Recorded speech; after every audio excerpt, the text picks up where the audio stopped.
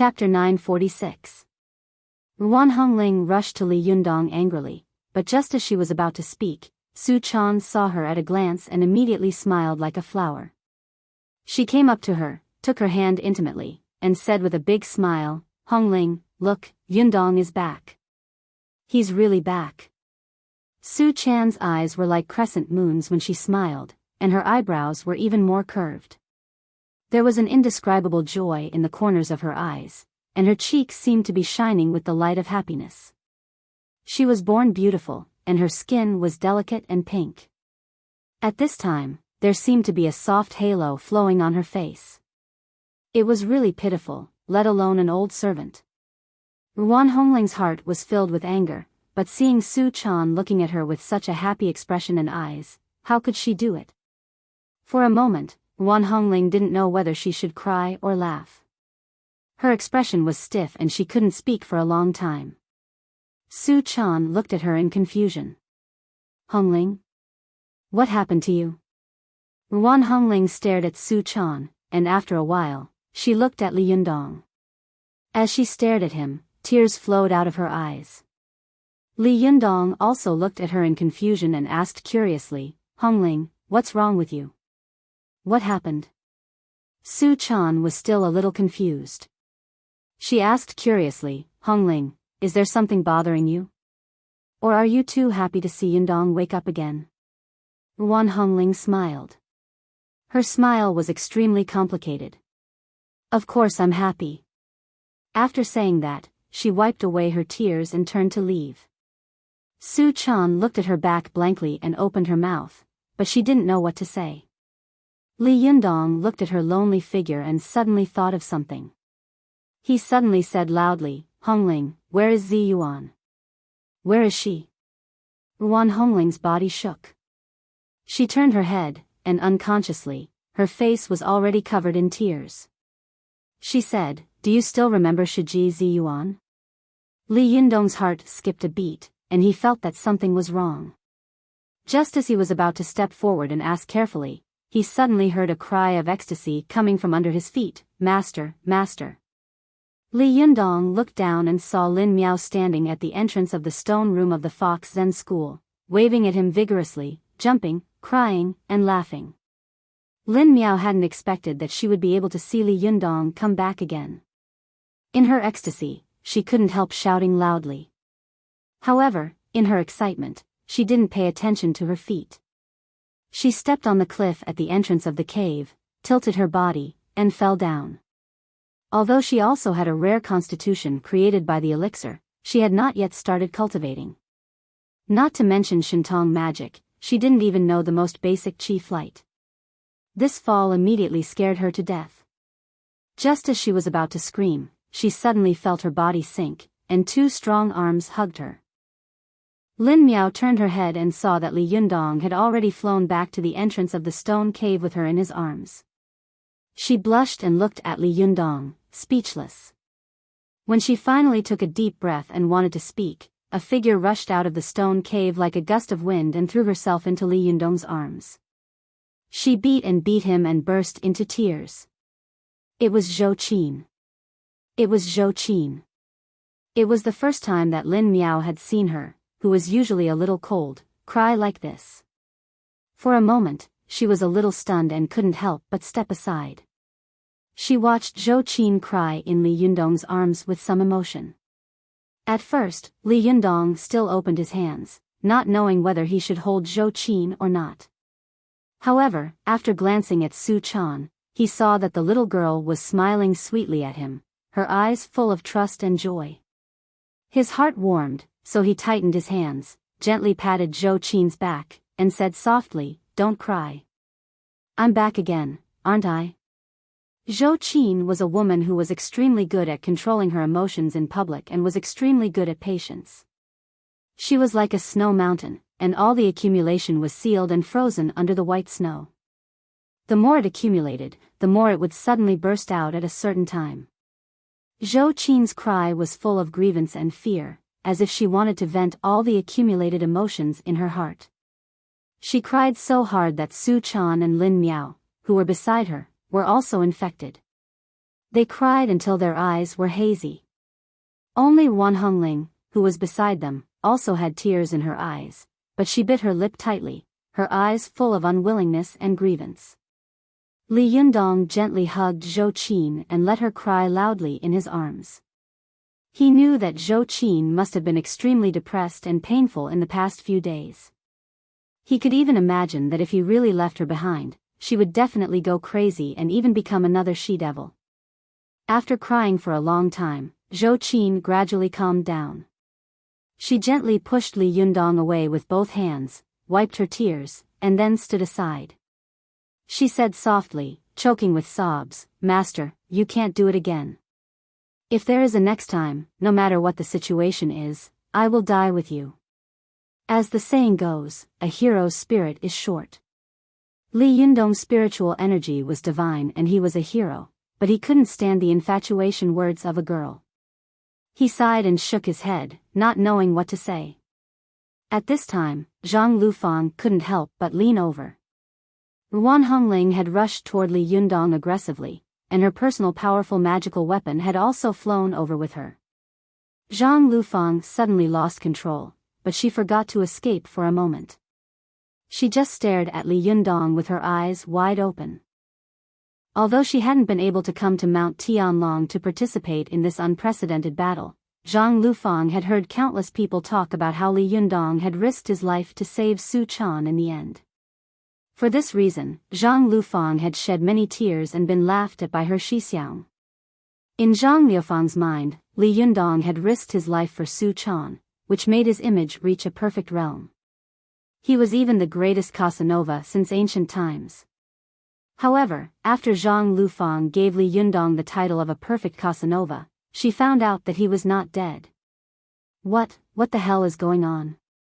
In an instant, Zhang Liufang's mind was full of question marks, and her eyes almost fell out of their sockets.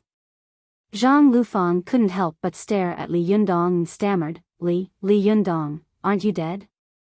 I heard that your palm hit the top of your head, and the cauldron's yang spirit has been destroyed. How can you still come back to life like this? As she said this, Zhang Lufang suddenly came to her senses. She pointed at Li Yundong and stammered, You can't. Li Yundong smiled and said, Can't what? You don't want to say that I'm a ghost, do you? Zhang Lufang stamped her feet and said, Who thinks you're a ghost? Do ghosts have such strong yang qi? Tell me, did you eat the sun and moon flowing elixir and come back to life? That's the most precious treasure of our Jingyi school. You actually ate it. Li Yundong was stunned and asked in confusion, Sun and moon flowing elixir? You mean the sun and moon flowing elixir in the deed of Zhoui comprehension? When did your Jingyi school refine such a divine elixir? As he spoke, he suddenly thought of something and couldn't help but say in a low voice, That's right. When I can feel the existence of my consciousness and soul again, it's also because I can feel that my body has once again produced heat in the cauldron. That's why I can come back to life. Could it be, if a cultivator wanted to come back to life, there were two prerequisites. The first was that he had to have a host, a body cauldron that could accommodate the soul of the divine sense. If a damaged or dead body cauldron contained the soul of the strongest divine sense in the world, it would probably die of natural causes not long after. This was because the decay and death of the body was irreversible, and it could not be changed by the power of magic or jinqi. No matter how powerful a cultivator was, it was impossible for him to cultivate his body to the point where it was truly invulnerable and impervious to water and fire, and it was even more impossible for him to cultivate his body to the point where he would never die. But even if there was an intact body cauldron, if their souls and divine senses were scattered in all directions, it would be useless. Li Yundong's yang spirit soul was also an extremely powerful force between heaven and earth. In the past, because of the existence of the Niden in the body cauldron, even if it was scattered into hundreds of millions of clones, it could still be gathered and rebuilt with his Niden as the center. However, once the body was destroyed and the yang spirit was smashed, these yang spirits would lose their focus and could no longer gather together. After a long time, they would slowly scatter and eventually break down and melt in the universe, becoming a drifting force without a master, or being assimilated by more powerful energy. However, because Li Yundong had received Zhang Zhishuan's teaching, he had comprehended the infinite void and the realm of the unity of heaven and man. Therefore, he had placed his true method brand on Su Chan early. Such a true method brand was equivalent to a road sign. If his young spirit soul was smashed one day, as long as the cauldron was still there and the Niden could still gather and operate, his soul and young spirit would be able to follow his true method brand and find home again according to this road sign. The way home. This was also why when all the gods and Buddhas saw Li Yundong shatter his young spirit with one palm and destroy his body cauldron, they all believed that he was dead. They turned around and returned to the heaven realm, no longer making things difficult for him and the people around him. Li Yundong knew that if he wanted to be resurrected, his body cauldron would have to be recast and resurrected again. However, it was easy to say, but it was as difficult as ascending to heaven. It was absolutely impossible without earth-shattering events. Thinking of this, Li Yundong thought of Ruan Hongling's performance before. Then he saw that everyone was here except Zi Yuan. His heart suddenly shrank into a ball. Li Yundong's pupils suddenly shrank. He quickly rushed over to Ruan Hongling, grabbed her arm with both hands, and shouted, "Where is Zi Yuan? How is she? She stole the sun and moon flowing elixir, didn't she?" Ruan Hongling finally couldn't help it. She burst into tears and shouted hoarsely, "Have you finally found out? Have you finally found out that she is gone? For you, she even gave up her life. For you, she didn't hesitate to betray the Zhengyi school, betray her sect, and give up everything." As she spoke, Ruan Hongling bit her lip hard, and tears rolled down her face. "Li Yundong, answer me. The relationship between you and Su Chan is true. Isn't Zi Yuan's love for you also true? Do you know how much she sacrificed for you? Do you still remember?" Every word of Ruan Hongling was like a sledgehammer, hitting Li Yundong's soft heart heavily. In an instant, his mind was buzzing, and Ruan Hongling's words kept echoing in his mind. "The relationship between you and Su Chan is true. Isn't Zi Yuan's love for you also true?" Li Yundong had been deliberately avoiding this question, but now, he was completely forced into a corner. He had the supernatural power of heaven and earth, shocking wisdom and knowledge, and a demeanor that made people admire and worship him. But even a person like him couldn't help but feel like he was on a cliff on a lonely island. He looked around blankly and kept asking himself in his heart, "Yes, what should I do? What am I supposed to do?" Chapter 946. A word awakens a dreamer. Text updates fastest, A. Chapter 947. Li Yundong stood there in a daze. After a long while, he let out a long sigh and said, "Hongling, I understand what you said, but..." Just as he was at a loss for words, a warm and soft body suddenly snuggled up to him. Li Yundong turned his head and saw that it was Su Chan. Su Chan opened her big bright eyes and said softly, "Yundong, think about how to save Sister Zi Yuan first." Li Yundong was shocked. He looked at Su Chan with gentle eyes and asked softly, "Don't you mind?" Su Chan shook her head and then nodded. She smiled slightly and said, "Sister Zi Yuan has helped us so much. If it weren't for her, you wouldn't have been able to survive. No matter what, we should save her, shouldn't we?" Li Yundong felt a little relieved. He let out a long breath, turned to Ruan Hongling, and said, "Hongling, don't worry. I will definitely save Zi Yuan." Zhou Qin, who was standing to one side, was also afraid that Li Yundong and Su Chan would have a conflict because of this matter. Seeing that Su Chan was so righteous, she was also overjoyed. She rubbed her hands and said, "Master, the Zhengyi school has made trouble for us again and again. This time, we can settle the score with them." Zhang Liufang's heart sank when she heard this. She was a disciple of the Zhengyi school, so she naturally had to speak up for the Zhengyi school. She immediately cried out in grievance and said loudly, "Jinren Zhou Qin, your words are really unreasonable. Even if Zi Yuan stole the sun and moon flowing elixir to save people, it is still a felony of theft and apostasy. Moreover, the sun and moon flowing elixir is the most precious treasure of our Genie school. Without it, our Genie school will have a big problem. Even if we stole it to cure the disease and save people, it is still stealing. No matter what excuse we have to kill people, killing people is killing people, and they must be punished. Our Genie school didn't make trouble for you, but you want to make trouble for us? What's the reason? Zhang Lufang was young and aggressive, so she immediately regretted her words. She was afraid that Li Yundong and the others would get angry and kill her, the insider, regardless of their previous friendship.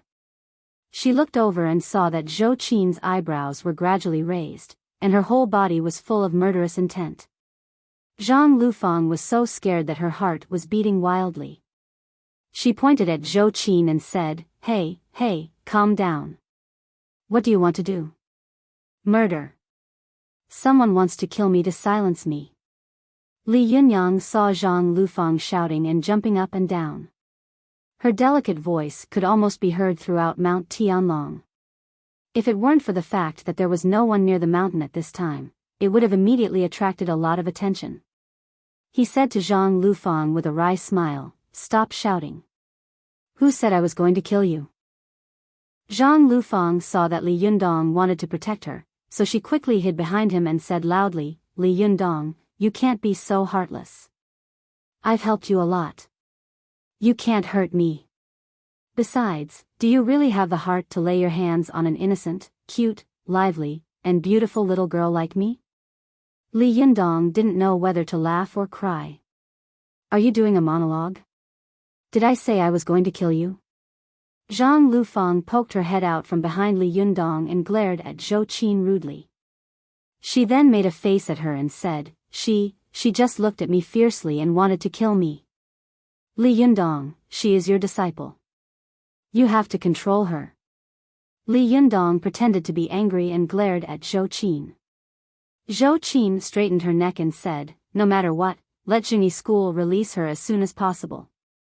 If they don't, Although Zhang Lufang admired Li Yundong very much, she was, after all, an inner disciple of Genie school.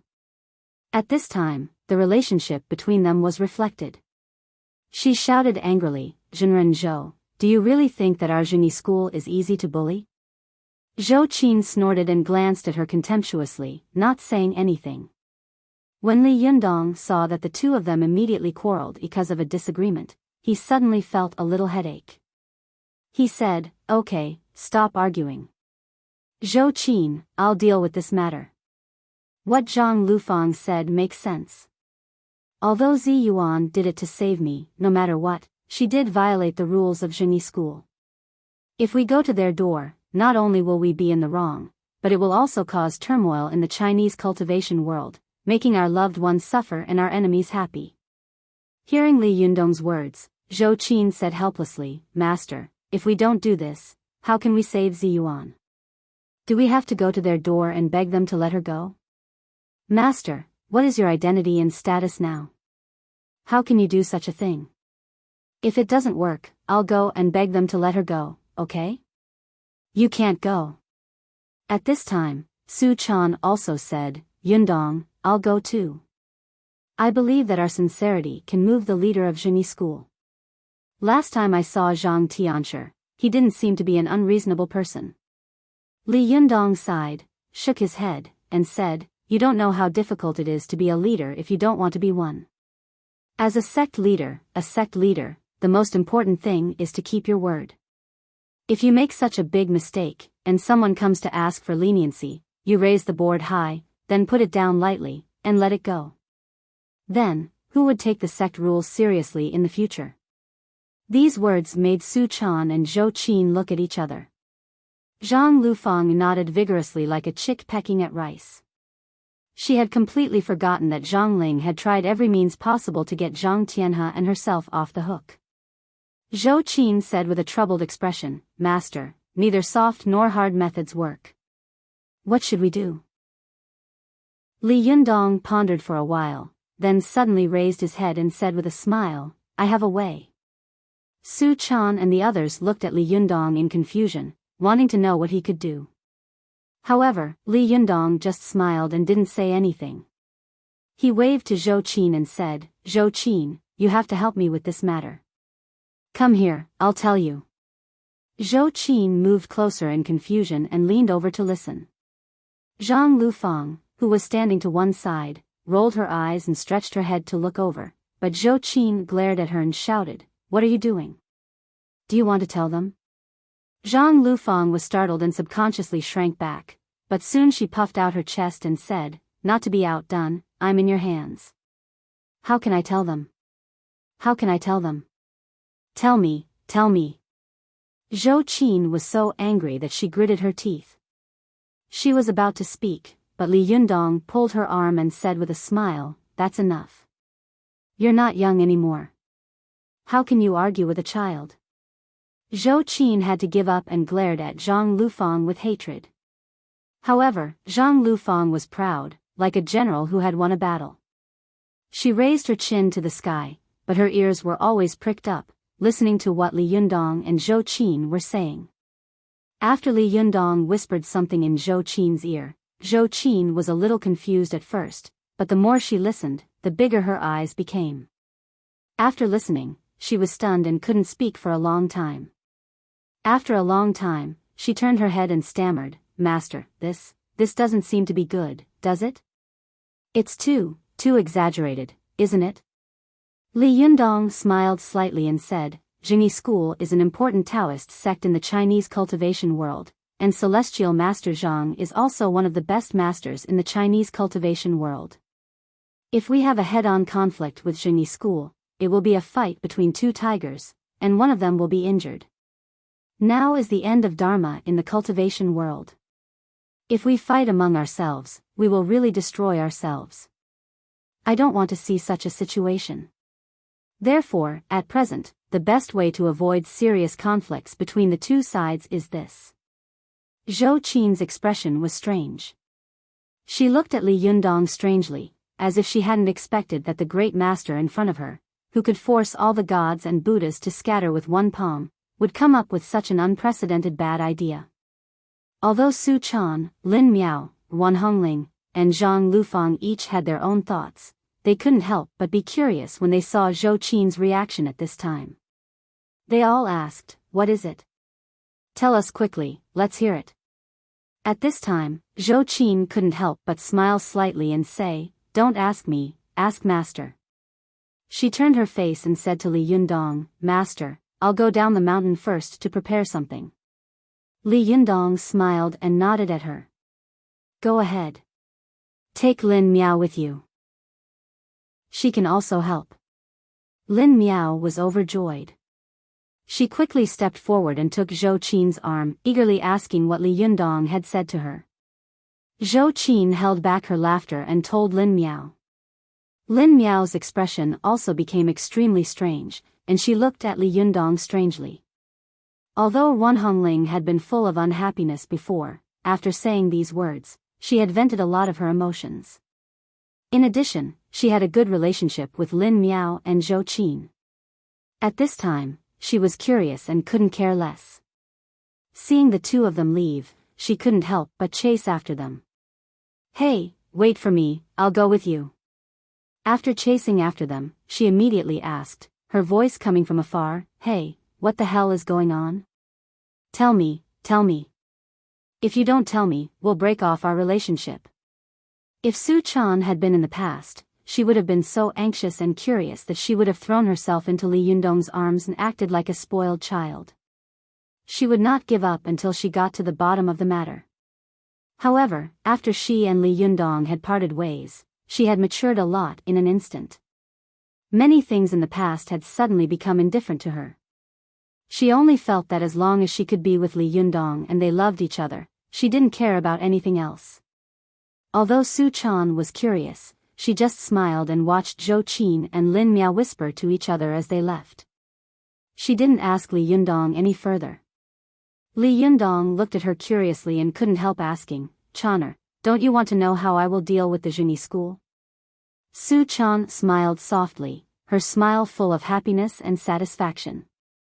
She said, If you want to tell me, you will take the initiative to tell me. If you don't say it, it's useless for me to ask, right? Hearing this, Li Yundong sighed with emotion. After all the hardships and twists and turns, the naughty and naive little girl had finally matured and grown up. Her immaturity had gradually faded away, replaced by the flashy precipitation and calmness of someone who had experienced life and death, as well as the ups and downs. Li Yundong pinched the little girl's nose dotingly and said with a smile, "Well, my little girl has finally grown up." Su Chan and Li Yundong looked at each other and smiled sweetly. The two of them were happy and sweet, as if there was no one else around.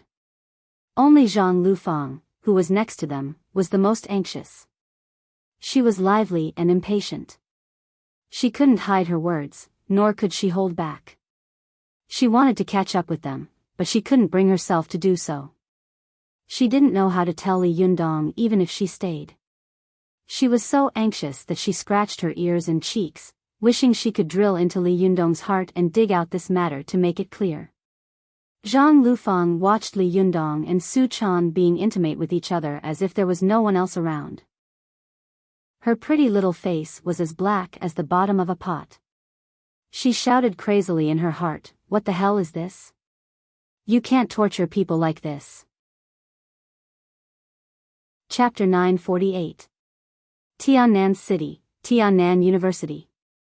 Compared to the long summer vacation, the winter vacation always passed very quickly, especially for some students who were still immersed in the atmosphere of the new year. When they arrived on campus, it seemed that there was still a holiday atmosphere everywhere. Most of the students were lax and lazy. For some responsible teachers, attending classes during this period of time was simply a great torture. Although the third-year students were about to enter their senior year in another semester, and the precious university career of their lives was about to enter the last year, they were about to face the cruel society, but even so, not many students were aware of the sense of crisis. They were still muddling along in the classroom. The teachers who were lecturing on the podium looked helplessly at the sparse classroom. The large classroom with a few empty seats was like a cornfield that had been visited by a bear. It was tragic and withered, making people really dispirited. No matter how hot-blooded a teacher was, in the face of such a situation, he was afraid that he would not be able to lift his spirits to teach. His voice was soft and weak. Due to the opening and expansion of the Desanxian, almost all the beautiful girls in Li Yundong's class, even those at the department level, had gone to work for the Desanxian. This had also brought about a wave of work craze in the school. Students were unwilling to be outdone and ran out to work. If they couldn't get into the Desanxian, they would go somewhere else. It seemed that if they didn't do this, they would lose face.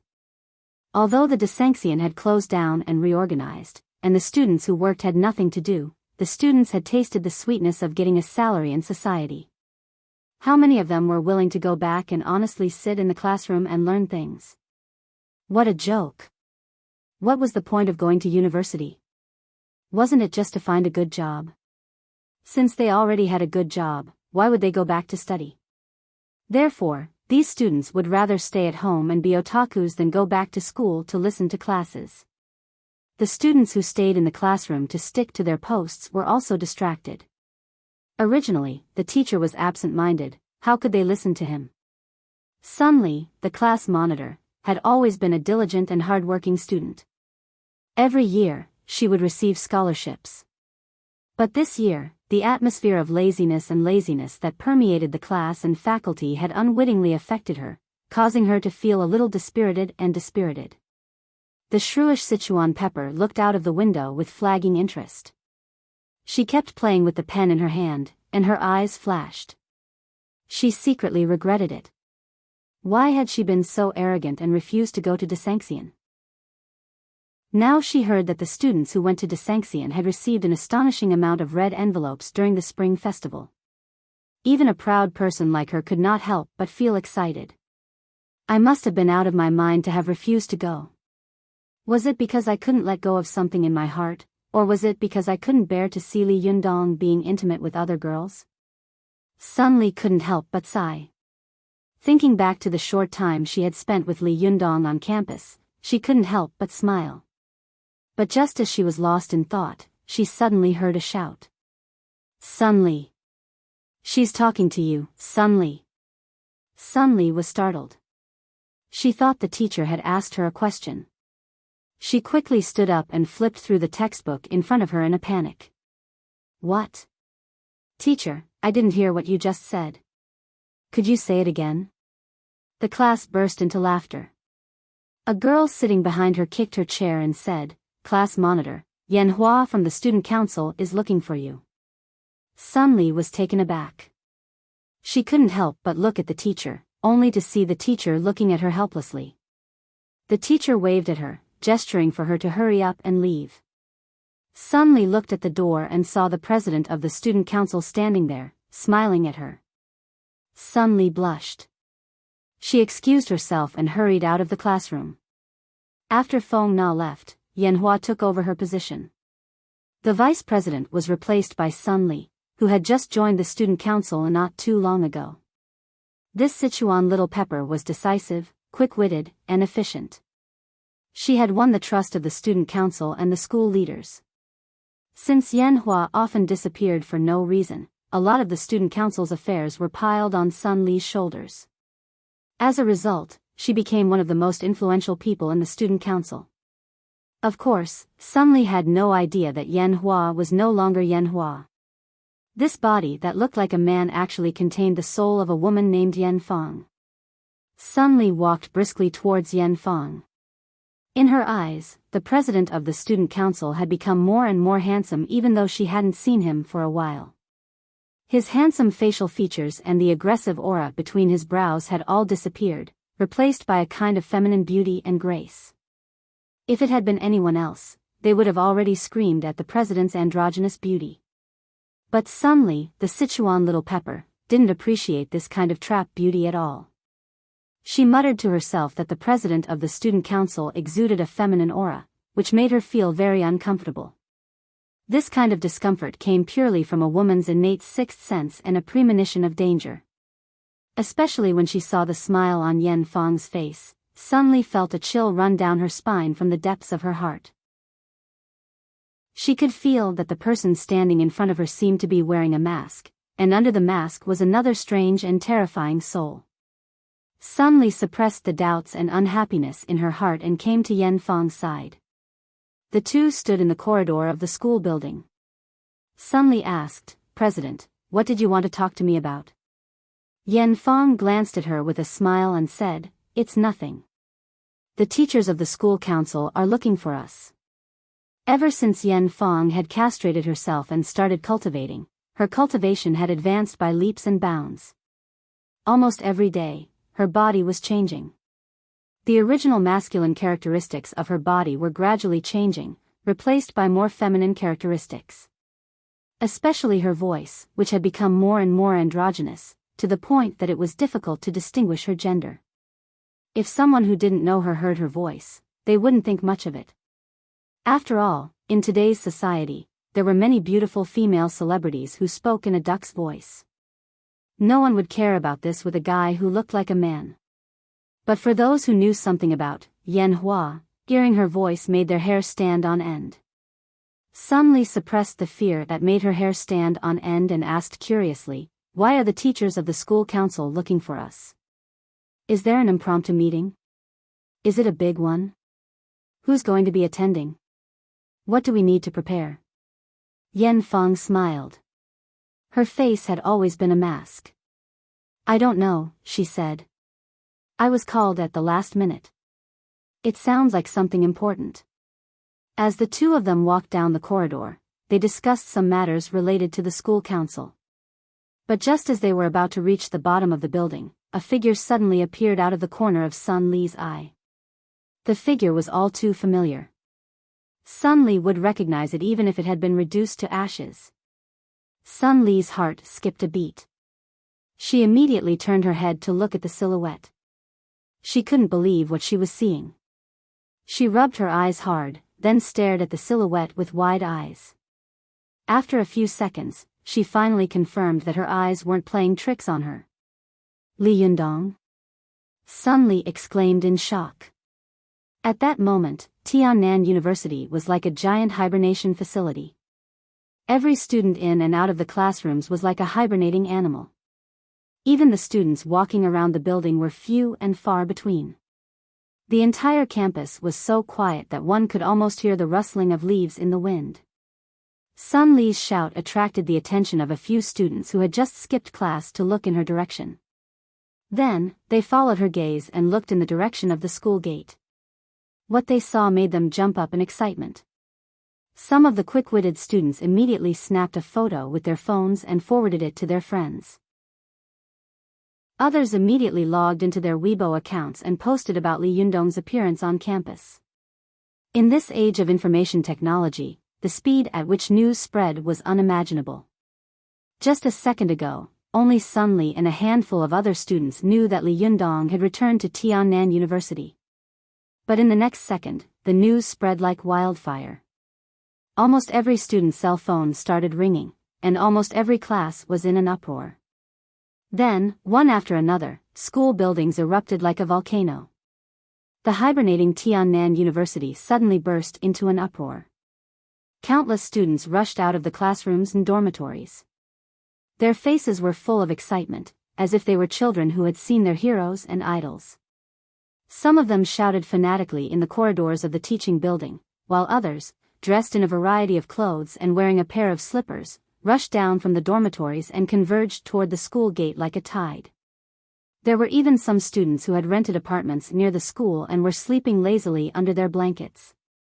But when they heard the news, they immediately jumped out of their beds, threw on a few random clothes, and sprinted towards the school like madmen. The quiet campus instantly turned into a pot of boiling porridge. The teachers stared at the scene with their mouths agape. As far as they could remember, there had never been a person who could make the students of Tiannan University so spontaneously and fanatically chase after him. All of this was because of one reason: the most legendary figure in the history of Tiannan University had returned after leaving the school for a long time. Sun Li stared at Li Yundong with widened eyes. She was surrounded by students who were rushing past her. Her eyes were filled with surprise, curiosity, and joy. She couldn't understand why Li Yundong would suddenly return to the academy. What was he doing here? Sun Li and the other students were all immersed in the excitement and curiosity of Li Yundong's sudden return. None of them noticed that Yan Fang, who was standing next to her, had an ugly expression on her face, and a sinister look in her eyes. Chapter 949. What? Inside the board office of Tiannan University's office building, Sun Li stared at Li Yundong with wide eyes, a look of shock etched on her face. The other teachers and leaders in the office were also at a loss for words. They stared at Li Yundong, dumbfounded. Principal Ku, Director Qian, and the others looked at each other, unable to believe what they had just heard. Director Qian pushed his gold-rimmed glasses up the bridge of his nose and asked cautiously, "Li Yundong, I don't think I misheard you. You want to invite all the teachers and students of Tiannan University for a spring outing?" Li Yundong had become a legendary figure at Tiannan University. Setting aside the fact that he had started his own business, just the fact that he had so many friends was enough to inspire awe and respect in others. Director Qian no longer dared to treat Li Yundong like he used to be. He spoke cautiously and with a smile on his face, afraid that he might provoke the unfathomable boy. Afraid that he had misspoken, Director Qian added, "Are you sure you want to invite all the teachers and students of the university? Do you even know how many teachers and students there are at Tiannan University?" Li Yundong chuckled and said, "I know. There should be thousands of people." Even though Tiannan University was only a third-rate university, it was still open to students from all over the country. Recently, it had been facing an expansion and a relocation to a new campus, so the number of students had increased dramatically. A few thousand was an understatement, but if one were to add up the number of teachers and students from all faculties, there would be at least 10,000 of them. Invite all 10,000 of them for a spring outing? Isn't that a little too much? Would the university still have classes then? Plus, how much manpower and resources would it take? Li Yundong is paying for all this? No way, is this kid really that rich? There's no need to waste it like this, is there? Li Yundong's words startled Director Qian. Like the other teachers, he sucked in a breath of cold air. He stared at Li Yundong as if he was an alien, speechless for a long time. Some of the teachers looked happy, some looked doubtful, and some looked straight at Principal Ku, waiting for his decision. Although Headmaster Ku was a progressive person among people his age, what Li Yundong had said was a little exaggerated. He didn't dare to be careless. After thinking for a long time, he said with an embarrassed face, "Li Yundong, I really want to know why you want to do this." "I'm a student at Tiannan University," he said with a confident smile. "Plus, I was lucky enough to earn some money, so I want to repay my alma mater." "I think that's only natural, right?" "Headmaster Ku, you won't be unreasonable, right?" Headmaster Ku didn't know whether to laugh or cry. "But this is not how you repay your alma mater, is it?" He thought to himself, most of the other students repay their alma mater with donations, but you, on the other hand, encourage everyone to go on a trip. What kind of repayment was this? Why does it look like he's trying to buy people's hearts? And inviting the entire school of more than 10,000 people? Wasn't this too frightening? Would such an organized and disciplined trip attract the attention of certain departments? Although he secretly thought that if Li Yundong really wanted to repay his alma mater, he might as well donate money. Why bother with these useless things? But these words could only be exchanged between the internal organs. It was absolutely impossible to say it out loud. Li Yundong seemed to know what he was thinking and said, "Headmaster Ku, don't worry. I've already made preparations in terms of manpower and material resources. This time, I'm here to discuss with the teachers what to do. I've also talked to the city's Ministry of Education. Headmaster Ku, you can rest assured.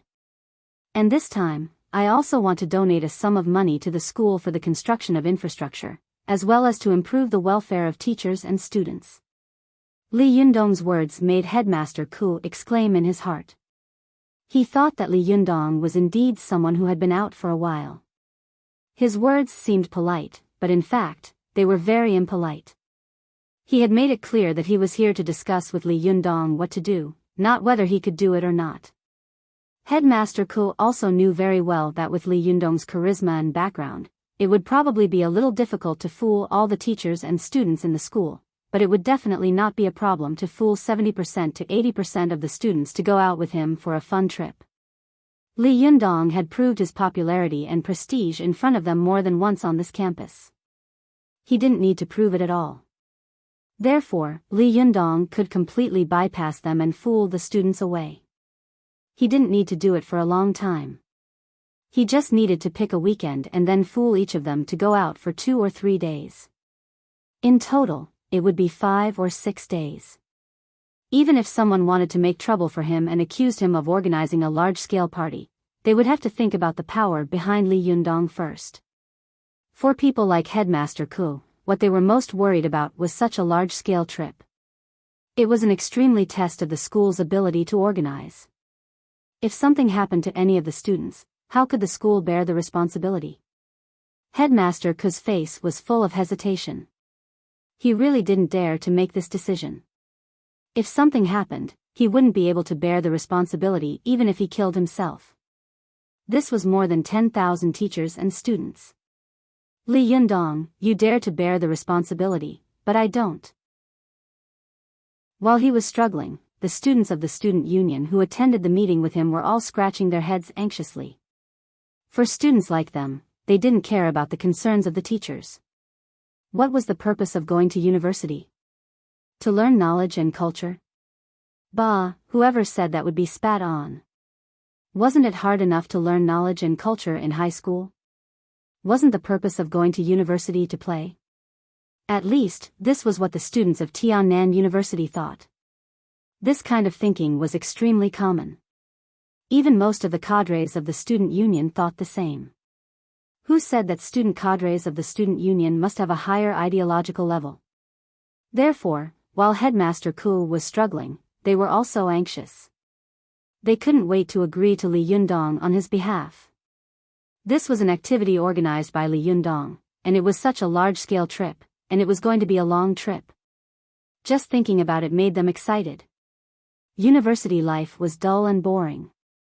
Even the cadres of the student union usually stayed in their dormitories all day, living a boring life of 3 points and 1 line every day. Suddenly hearing such a thing, every cell was excited, and every blood vessel was burning. Some of the cadres of the student union were sitting upright on the surface, but under the table, they were quickly typing on the keyboard of their mobile phones, sending text messages, and broadcasting the situation in the conference room at any time. If others looked at them from the surface, they would only see that they were all serious, but under the table, they were working in full swing. Even Wuxia would probably die of inferiority if he saw their professional performance. While they were broadcasting, the outside of the conference room was packed with people. The corridor was packed with people. Everyone wanted to stick their ears to the door to listen to what was going on inside. Some people kept refreshing their Weibo or anxiously waiting for their text messages. As long as there was news, they would immediately announce it loudly. The whole campus was so lively that it was like a festival. The teachers had collectively chosen to temporarily lose their sight and hearing, so who would dare to control these students?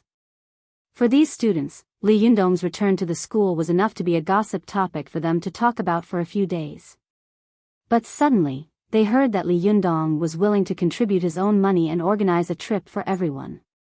This news was like an atomic bomb, blowing up Tiannan University inside and out. No student could remain calm, and no teacher could handle such a scene. The students excitedly and enthusiastically discussed where Li Yundong was going to organize them, but very few people thought about why Li Yundong wanted to organize them to go on a trip. Who cared? As long as they could go out and have fun, and it was free. It would be a waste not to go. Especially when they knew that Principal Ku and the teachers of the school committee were hesitant, the students spontaneously organized together at this time, surrounded the office building, and shouted loudly, "We want to go on a trip, not to class." Thousands of students shouted in unison, their voices shaking the glass of the office building's conference room. The teachers' faces were even paler, and Principal Ku's expression was very ugly. In Principal Ku's view, this was simply a forced abdication. If he could tolerate it, what could he do? The dignity of the teachers and the school committee was gone. Let Li Yundong have his say in the school from now on. If it had been any other ordinary person, Principal Ku was afraid that at this time, he would have immediately rejected this proposal. After all, this situation could not be allowed to spread, and this trend could not be allowed to grow. Otherwise, the school would be closed in the future. But the person in front of him was not ordinary. This was a person who could open a tea shop and alarm the number one figure of the provincial party committee. In the land of China, people who could climb to a certain position may be despicable, greedy, but absolutely not real fools. Principal Ku quickly calculated the gains and losses in his mind. After a while, he wiped the sweat off his forehead and said, "Li Yundong, on behalf of all the teachers and students of Tiannan City, I would like to express my gratitude for your kindness. Logically speaking, we should be happy to accept, but this is a big event after all, and with so many people traveling at the same time. This is really too." He did not finish his sentence, because he did not know how to say it. Li Yundong quickly understood. He smiled and said, "Headmaster Ku, how about we organize several trips?" In this way, the pressure on human and material resources, as well as the organization and management, will be greatly reduced. It will also not affect the normal study and work of the school. What do you think? Li Yundong's proposal immediately moved almost everyone in the office. The teachers and the members of the student union all whispered to each other. Sun Li looked at the boy sitting across the table, both familiar and strange. After not seeing him for a long time, he had matured a lot. He had a good grasp of the situation at the negotiating table, and was able to advance and retreat at will. First, he threw out a proposal that was almost impossible for the other party to agree to, forcing the other party into a dilemma. Then, when the other party was in pain, he threw out another proposal that was still harsh, but relatively lenient, and immediately tilted the table in his favor. This was not something that a university student who had not even officially graduated could do. After a short discussion, the teachers of the school committee turned to the members of the student council for their opinions. After all, when the time came for the trip, the only people who could really be trusted were the members of the student council and the class leaders. The eyes of the members of the student council had long since lit up, and they could not wait to raise their hands and feet in agreement. Even Yen Fong, whose eyes were shining brightly, had no choice but to raise her hand and approve the proposal. Soon, both the school committee and the student council approved Li Yundong's proposal. The students, who had been waiting for the news, burst into a tsunami of cheers. The cheers were so loud that it was practically earth-shattering. The students spontaneously cheered loudly, "Long live Li Yundong! Long live the teacher!" Hearing the cheers, Principal Ku took off his glasses and carefully wiped them with a cloth. "Li Yundong, there are so many places in the country," he said with a sigh. "Why did you choose this place?" Li Yundong's lips curled into a faint smile. "Dragon Tiger Mountain is a good place," he said meaningfully. Chapter 950. Early in the morning, it had just rained on the ground of Mount Longhu. As the saying goes, the spring rain was moist and crisp. Mount Longhu looked green and lush everywhere. A series of major events had happened on Mount Longhu one after another. First, the major cultivation sects of Japan had joined hands to climb the mountain. Then, the Xiantian sect had knocked on the door and forced them to abdicate. Then, Wang Yuanshan had died in Xue and the absolute love-extinguishing formation was destroyed. And finally, the incident of Zi Yuan's apostasy, in which the sun and moon elixir had been stolen. If any one of these incidents were to occur in any other sect, then it would probably be capable of causing the sect to collapse and shatter into pieces, and it was even to the extent that the sect would be in danger of being annihilated. However, as the sect with the longest history in the Chinese cultivation world, the Zhengyi school's incense had never been cut off. It had a deep foundation and long tenacity. It was really incomparable to other sections. After several huge upheavals and twists and turns, the ancient giant of the Zhengyi school still appeared calm and composed as usual. The Taoist priests on the mountain got up early. They did their homework, recited scriptures, and patrolled the mountain. They were all busy with their own work. It was a busy scene in an orderly manner, and there were no signs of setbacks or fluctuations at all. At the entrance of the main peak of Mount Longhu, a young Taoist priest was sweeping the floor with a broom in his hand. He looked around with a sigh. Mount Longhu was filled with spiritual energy. It was one of the best grotto heavens in the world. Although he had to sweep the floor early in the morning, the fresh air he breathed in made him feel comfortable and happy. The little Taoist took a deep breath and stretched. Just as he was about to rest for a while, the Shirdi beside him scolded him, "Dao Jing, don't be lazy. Be careful, or I'll tell your master." The little Taoist named Dao Jing was shocked and said with a bitter face, "Shirdi Dao Ming, you don't have to be so diligent in tattling, do you? If you want a tattletale, why don't you tattletale shimmy?" The Taoist priest who was sweeping the floor with this little Taoist was the Taoist priest who had patrolled the mountain with Zhang Lufang. Although he had spoken fiercely and threatened Zhang Lufang that he would report her for leaving her post and disappearing from the world, how could he really report her?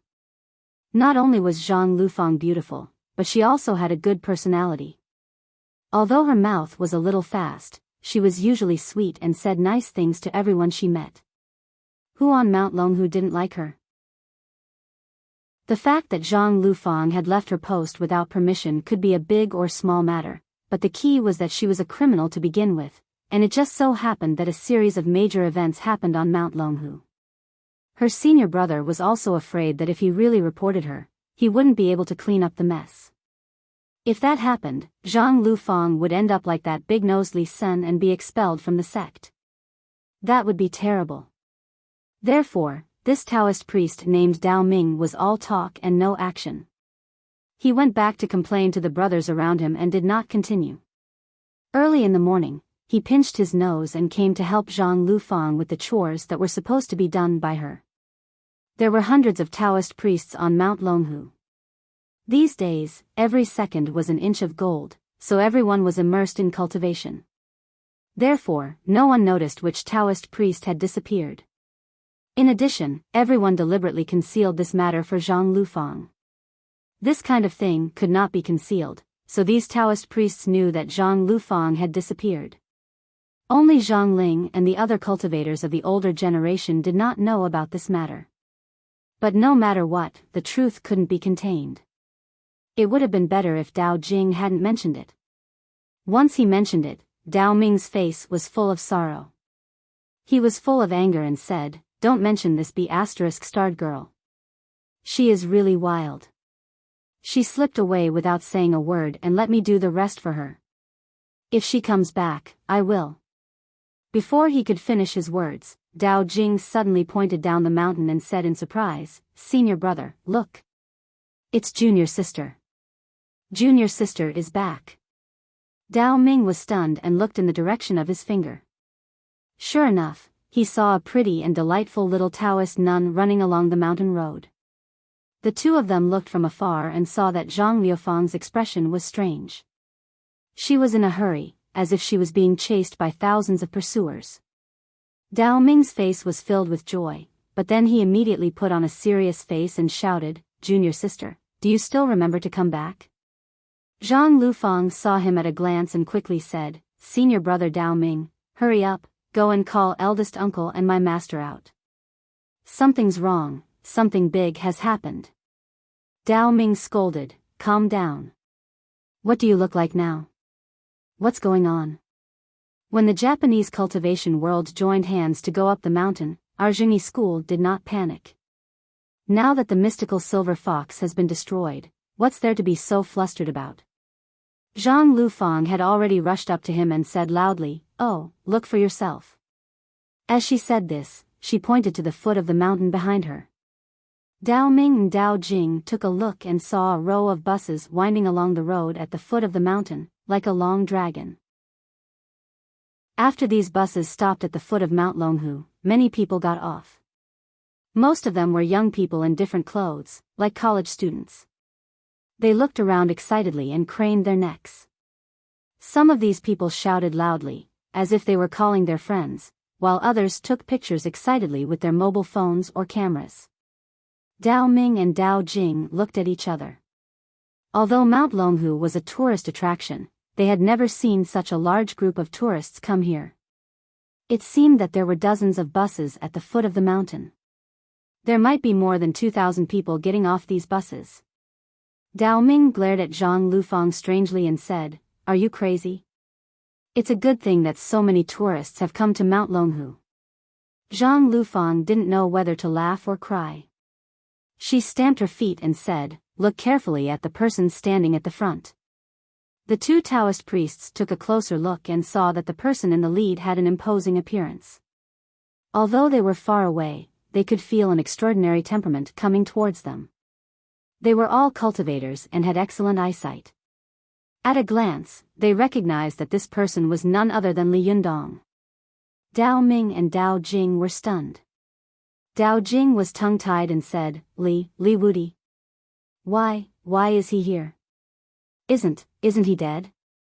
Dao Ming stammered, Li, what is Li Wudi doing here? He brought so many people here. Does he want to visit the mountain or challenge the dojo?" Seeing that the two of them were even worse off than her, Zhang Lufang said anxiously, "Stop talking. Hurry up and tell Shibua and Master." Li Yundong's reputation was really frightening. He could already be called the #1 person in the cultivation world today. It was already a big deal for him to visit alone, but now he had so many people behind him. It was really frightening. Dao Ming, who had been calm and scolding Zhang Lufang, could no longer hold on. He turned around and ran up the mountain. His footsteps were in a hurry, and he almost fell several times. Fortunately, he used both his hands and feet to prevent himself from falling to the ground in a mess. He ran all the way to the gate of the Taoist master's mansion and shouted, "Oh no, oh no." Zhang Lufang, who was following behind him, also shouted, someone come, something's wrong." As soon as the two of them shouted, even the Taoist priests who were cultivating stopped. After a while, the door of the backyard opened, and many Taoist priests came out. Zhang Ling came out with a livid face. Before she got close, she scolded from a distance, B****, why are you crying and howling so early in the morning? Zhang Lufang, where have you been these days? And Dao Ming, look at you. What do you look like? You look so flustered and embarrassed. What do you look like? Dao Ming didn't have time to be embarrassed. He pointed behind him and stammered, great, great, great. Master, uncle, down the mountain. He was so nervous and frightened that he stuttered. Zhang Ling was also famous for her impatience. She said angrily, what's down the mountain? Have you seen a ghost? Why are you so scared? At this time, there were no tourists on Mount Longhu. The Taoist priests of Mount Longhu were all around. They all burst into laughter. Seeing this, Zhang Lufang hurriedly said, Auntie, Li Yundong is here. The laughter suddenly stopped. All the people who had been laughing were like roosters that had been strangled by their necks, and all their laughter was strangled. Zhang Ling's pupils instantly shrank. She said in surprise, Li Yundong? Isn't he? Everyone was also frightened and whispered to each other, no way. Isn't Li Yundong dead? Yes, how did he come back to life? Ah, I know. It must be the sun and moon flowing elixir that Zi Yuan stole that saved Li Yundong. Zhang Ling quickly came to her senses. Even if she were a fool, she could guess what Li Yundong was going to do this time. Zhang Ling sneered and shouted angrily, well, does Li Yundong want to take people away? A country has its laws, a family has its rules, and a sect has its dogma. Disciples of the Zhengyi school, can you tolerate an outsider coming to our Mount Longhu and acting recklessly? Although Li Yundong was powerful and famous, the disciples of the Zhengyi school were also proud and arrogant. Zhang Ling's words immediately stirred up their arrogance and blood.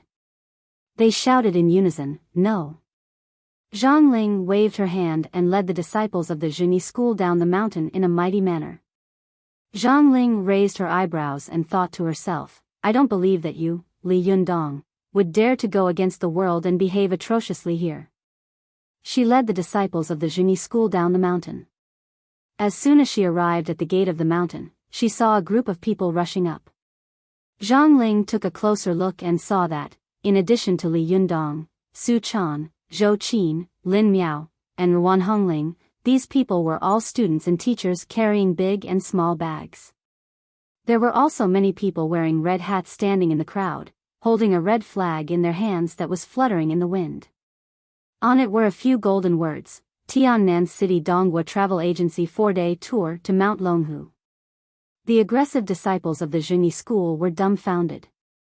They stared dumbfoundedly at the group of Tiannan University students rushing up the mountain in front of them. Their eyes almost popped out of their sockets. Damn, what the hell is going on? What are so many students doing? Li Yundong, what are you doing? Zhang Ling was tongue-tied and was about to speak when some students saw so many Taoist priests standing at the gate of the mountain. They all became excited and said, wow, look, it's Taoist priests. It's true. He's a genuine Taoist priest. Are they from the Wu-Tang sect? Idiots, the Wu-Tang sect is on Wu-Tang Mountain. This is Mount Longhu, so it must be the Longhu sect. Ah. The sect in Mount Longhu is called the Longhu sect? Then is the cartoon in Mount Longhu called *******. The students chattered non-stop, and the noise made Mount Longhu look like a pot of boiling water. Some of the more courageous students even rushed to the side of Zhang Ling and the other Taoist priests. Regardless of whether they agreed or not, they just minded their own business and took photos together. Zhang Lufang was the most beautiful, which caused many people to exclaim. Many boys rushed to her and rushed to take photos with her. Even Zhou Ping and the others were not spared. Zhang Lufang wanted to cry but had no tears. She finally squeezed out of the crowd and said to Zhang Ling pitifully, eldest aunt. What should we do now? Zhang Ling's arms were wrapped around by two girls, and she looked like a prop. She wanted to explode, but she didn't know how to do it. In order to be polite to these ordinary students, she still had a stiff smile on her face. It was so dry that it looked like a layer of mud had been smeared over it. Although Zhang Ling had the ability to adapt quickly and was in charge of many affairs of the Zhuni school, this was the first time she had encountered such a thing in her life. This group of students had obviously been encouraged by Li Yundong to come here in the name of tourism. As a tourist attraction, Mount Longhu obviously couldn't be refused. She couldn't beat them, talk to them, or scold them. Otherwise, with so many people spreading the news, the notoriety of the Zhuni school and Mount Longhu would immediately spread throughout the internet. At that time, she would suffer even more losses. Zhang Ling felt a headache coming on. The corners of her eyes kept twitching, and she gritted her teeth in her heart and said, Li Yundong, good, good, good. You actually played such a trick. Okay, I'll play with you. Chapter 951. The main peak of Mount Longhu was in a mess. The Taoist priests of the Zhuni school were ready to fight, but they didn't expect to encounter such a thing. Mount Longhu was also a famous tourist attraction in the country. Since it was an open attraction, those who came were naturally guests, and there was no reason to close the door to refuse guests. Li Yundong came to the foot of Mount Longhu with a large group of students, with a posture of, I'm here for sightseeing. What can you do to me? It really made these Taoist priests, young and old, stunned and not knowing whether to laugh or cry. It was as if two sides had agreed to play football. One side was cheated and was ready to play football, but the other side gave the first side a good beating. When the first side was ready to take revenge in the second set, the other side said with a straight face, sorry, I'm here to play football. Damn it. You can't be so shameless. You, Super Li, are really good at fighting. Whether you can win or not is another matter, but you can't deprive us of the right to fight, can you? You can't ignore our burning hearts, can you? Most importantly, this guy actually used innocent and clueless commoners as his meat shield to pave the way. His level of shamelessness was practically unparalleled in all the historical records in the world, from ancient times to modern times, Chinese to foreign countries. Li Yundong naturally knew that no matter how bold the disciples of the Zhuni school were, they wouldn't dare to do anything to these ordinary students. He walked up to Zhang Ling and the others with a smile. He didn't bow and greet them, but just said with a smile, Zhenren Zhang, we meet again. Li Yundong walked up to Zhang Ling, and the students who had surrounded the Taoist priests to take pictures retreated with laughter, enjoying their proud work just now. As soon as Zhang Ling got out of trouble, she took a deep breath. She felt as if she had walked around hell. Her head was swollen and her eyes were full of anger. She gritted her teeth and said, Li Yundong, what do you want to do? Li Yundong laughed gently, but the corners of his eyes were full of slyness and pride. He said with a smile, do you still need to say? Of course, I'm bringing my classmates and teachers to Mount Longhu of the Zhuni school. Daoist Zhang, there are more than 2,000 people here. Up until now, Mount Longhu has never received such a large-scale tour group, right? Zhang Ling almost blurted out an expletive, but when she saw all the curious eyes staring at her, she forcefully swallowed it back down. It was a good thing that she didn't blurt it out. Zhang Ling suppressed her anger and sneered, our Mount Longhu of Zhuni school has been glorious for a while. What are these people to us? Li Yundong chuckled. Really? That's good. I was afraid that if too many people came at once, you wouldn't be able to handle it. As he spoke, Li Yundong looked around. He saw that most of the Taoist priests of Mount Longhu were looking at him covetously, and only a few people were looking at him curiously and timidly. Li Yundong smiled and said to them, don't look at me like that. I'm here to promote your Zhuni school. If you receive me well this time, maybe there will be a lot of incense offerings. Li Yundong's words made many Taoist priests' hearts skip a beat. Although most of them were cultivators who paid attention to purity and had no special pursuit of material life, cultivation was, after all, the most expensive thing in the world. Money was needed everywhere in the Zhuni school. If such a large group of tourists really came to visit, they would be more than happy to welcome them. But the problem was, Li Yundong had brought such a large group of people. Was he really here to burn incense and visit, not to destroy the temple? No matter how Zhang Ling looked at Li Yundong, there was a deep evil in her eyes. She sneered and said, "More incense offerings? Thanks to you, you just need to play less tricks and everything will be fine. Don't think I don't know what you want to do. You want to save Ziyuan, don't you?" Li Yundong's heart skipped a beat, but his face remained calm. He smiled and lowered his voice a little, saying, "Jinren Zhang is really smart. You understood my intention at once. Jinren Zhang, why don't you let Ziyuan go and I'll take these students back? What do you think?" Zhang Ling laughed angrily and also lowered her voice, saying, "Li Yundong, I know that you are invincible in fighting and no one in the world is your opponent, but don't be presumptuous. Figure out where you are standing. This is Mount Longhu, the Jingyi school. Since the beginning of the Han dynasty, countless masters have challenged our Jingyi school in the past 2,000 years. Countless sects have wanted to defeat us in Mount Longhu, but history has proved countless times that our Jingyi school has defeated strong enemies again and again, and Mount Longhu has stood firm again and again. I don't believe that you will be an exception." Li Yundong was not angry at Zhang Ling's tough reply. He just smiled and said, "Hey, Jinren Zhang, don't be angry. Don't be angry. All the cultivators in the world are one family. Why do you have to get angry and provoke two tigers to fight? I came here with sincerity this time. I want to discuss it with you. If you don't agree, we can talk about it slowly." Zhang Ling sneered and said, "This matter is the internal affairs of our Jingyi school. You are an outsider. What is there to talk about?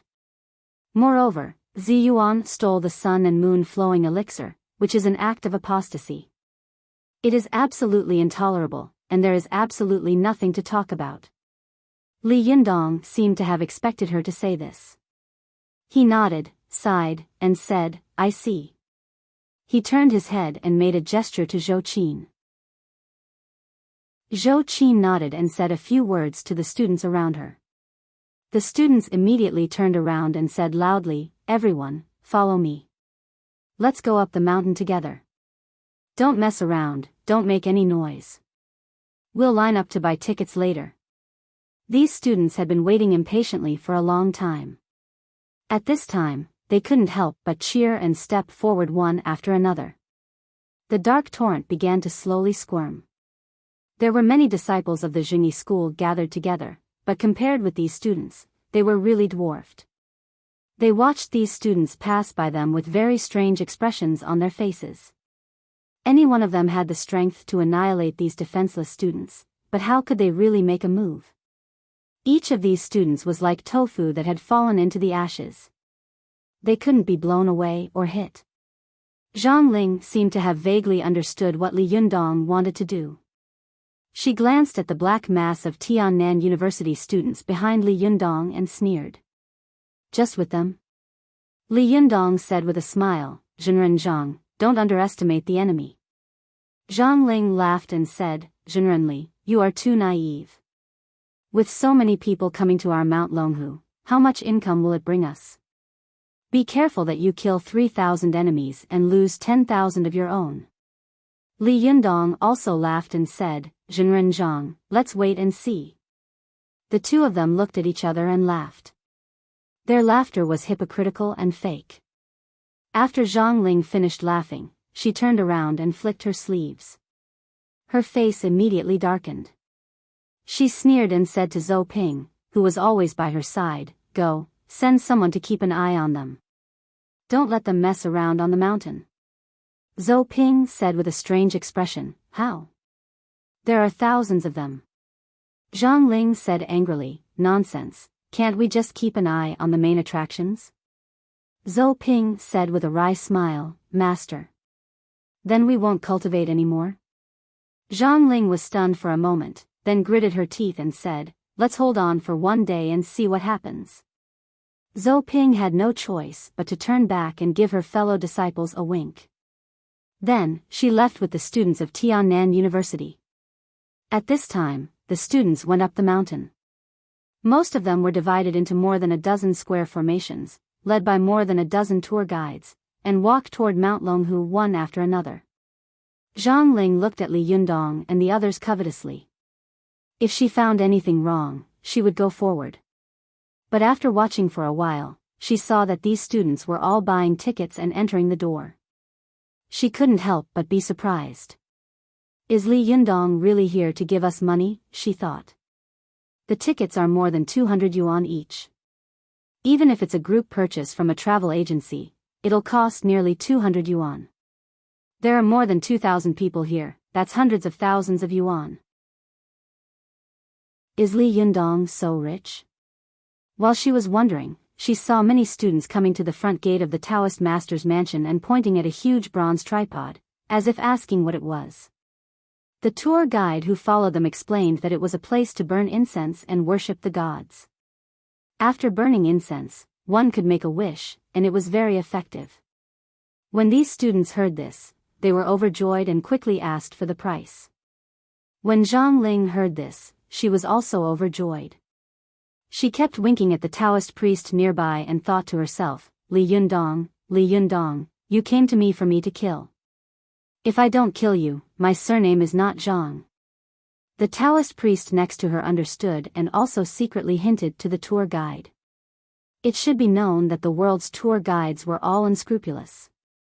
They all colluded with tourist attractions and other links to earn customers' money. When the tour guide saw the Taoist priest next to her winked, she immediately understood and showed 5 fingers. When these students saw this, they were shocked. What? 5,000? In a place like Mount Longhu, the ticket money was only a very small part of the income. A larger part of the income came from incense money. The amount of incense money could vary from 10 to dozens of dollars to hundreds of thousands of dollars. Especially for the first incense in some famous temples, there were countless people who wanted to snatch it even if they had to break their heads to do so. In some places that were deeply religious, there were even bloody fights over the first incense. In the world, the richer and more powerful people were, the more religious they were, and the more they believed in these things. Therefore, they often spent a lot of money, and it became one of the main sources of income for a religion or a sect. The tour guide originally only wanted to trick the students into buying a 50 yuan incense stick. She did not expect these students to be so arrogant, asking for 5,000 yuan. She was so scared that she quickly waved her hands, indicating that it was not that much. But she did not expect that the students would immediately gasp and say, 50,000? Isn't that too much? So expensive? Immediately, a student beside her picked up his phone angrily, wanting to take a picture. So expensive? Take a picture and post it on Weibo. Zhang Ling was shocked. Although she did not usually come into contact with these modern things on the internet, she knew the power of public opinion. Zhang Ling quickly stepped forward and said, No, you misunderstood. This incense can't be so expensive. This incense is. She was just about to say that this incense was only 5 yuan, but before she could finish her words, she saw the students patting their chests in relief and saying, 500 yuan? I was scared to death. I was wondering why it was so expensive. Some students immediately shouted, 500 yuan is barely acceptable. Why don't we burn one incense stick for each person? Zhang Ling felt a little like she was riding a roller coaster. She had just been shocked, but now she couldn't help but be a little happy. One incense stick for each person? There were more than 2,000 people, so how much would it be if 500 incense sticks were burned? She was making a fortune. How much was the annual income of Mount Longhu? He had earned so much in one day, and that didn't even include other money. Even though Zhang Ling was quite powerful in the Zhengyi school and had a high cultivation quotient, her heart was still alive. She kept sneering and saying, Li Yundong, I think this time you are pretending to be a stone and smashing your own foot. You have fattened us this time.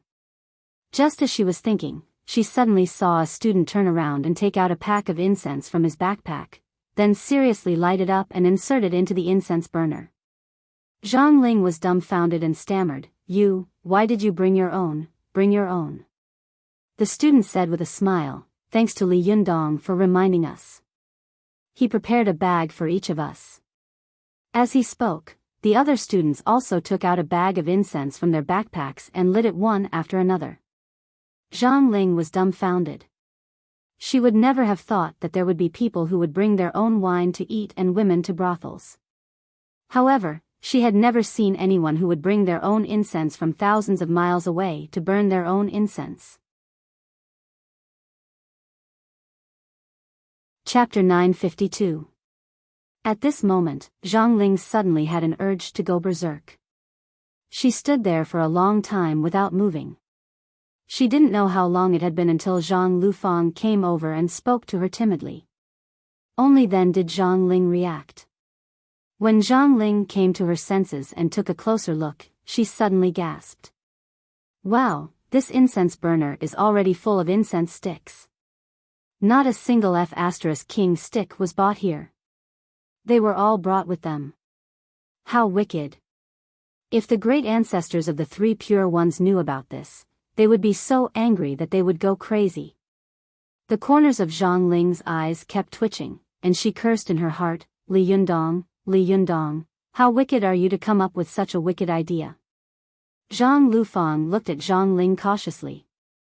After waiting for most of the students to leave, she asked in a low voice that she already knew the answer to, Great Aunt, whose idea was this? Was it Li Yundong? How could there be such a thing? It's too wicked. Zhang Liufang's little calculation could not be said to be not clever. Her words implied that she had completely removed herself from the blame and corrected her position. Auntie, I haven't been with Li Yundong these days. I have no idea what they are going to do. Even if I know, they are watching me and I can't send a message. Even if I have a mobile phone to send a message, there is no power. Even if there is power, it's... Oh, anyway, this has nothing to do with me. I'm on your side. I was born a member of the Zhengyi school. If I die, then forget it. I want to live well. In short, this has nothing to do with me. It's all Li Yundong's fault. Zhang Ling didn't expect Zhang Lufang to have so many plans in an instant. She flew into a rage and finally couldn't help roaring, this is more than wicked. It's simply wicked. Zhang Lufang looked at Zhang Ling with a sad and sympathetic face and thought to herself, alas, Auntie is so angry that she's incoherent. Zhang Ling threw a tantrum on the spot for a while. After her anger subsided a little, she took a deep breath and laughed angrily again. Li Yundong, do you think you can force our Zhengyi school to submit like this? You're too naive. Earn less. At most, I won't earn your money. Let's see who can outlast the other. Zhang Lufang hurriedly nodded. Yes, as the saying goes, poverty cannot be shaken, might cannot be subdued, riches and honor. Zhang Ling was so angry that she interrupted her and said, Bullsh**t. Do you know how to talk? Is it appropriate to say that here? Zhang Lufang quickly covered her mouth with her hands and looked at Zhang Ling in horror. After a while, she put down her hands and said cautiously, in short, eldest aunt, this little bit of money is nothing to our Zhengyi school, right? If Li Yundong wants to use this to force us to submit, it would be the most ridiculous thing in the world, wouldn't it? Zhang Ling snorted angrily, as long as you know. Let's go. I'd like to see what other tricks Li Yundong has up his sleeves. Zhang Lufang nodded vigorously and agreed, yes, let's see what tricks he can play. She followed Zhang Ling step by step. After taking a few steps, she couldn't help but look back. Looking at the dense incense sticks in the incense burner, she thought to herself, so much money. While she was sighing in her heart, she suddenly heard Zhang Ling shout angrily, Zhang Lufang, what are you muttering about? Zhang Lufang was shocked and didn't dare to look back again. She obediently followed Zhang Ling. The two of them arrived at the side hall of the Taoist master's mansion. Zhang Ling sat down cross-legged on a futon. She looked around and saw that she had sent Zhou Ping away, leaving only Zhang Lufang by her side. She pointed to the side and said, "Sit down and meditate with peace of mind." Zhang Lufang responded and carefully sat down next to him. She was about to run her qi to meditate when she heard noises coming from outside.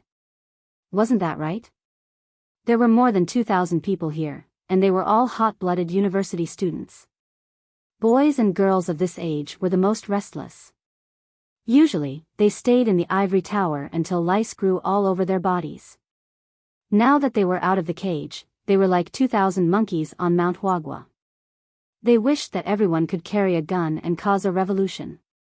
As the saying goes, like general, like soldier. Although Li Yundong was not the nominal leader of this group of students, he was definitely their spiritual leader. He had come up with such an unprecedented bad idea, so naturally, these students couldn't be serious. They were all noisy, laughing and cursing, and their voices were so loud that Mount Longhu was about to jump up and down. The side hall where Zhang Ling was located was only one door away from these voices.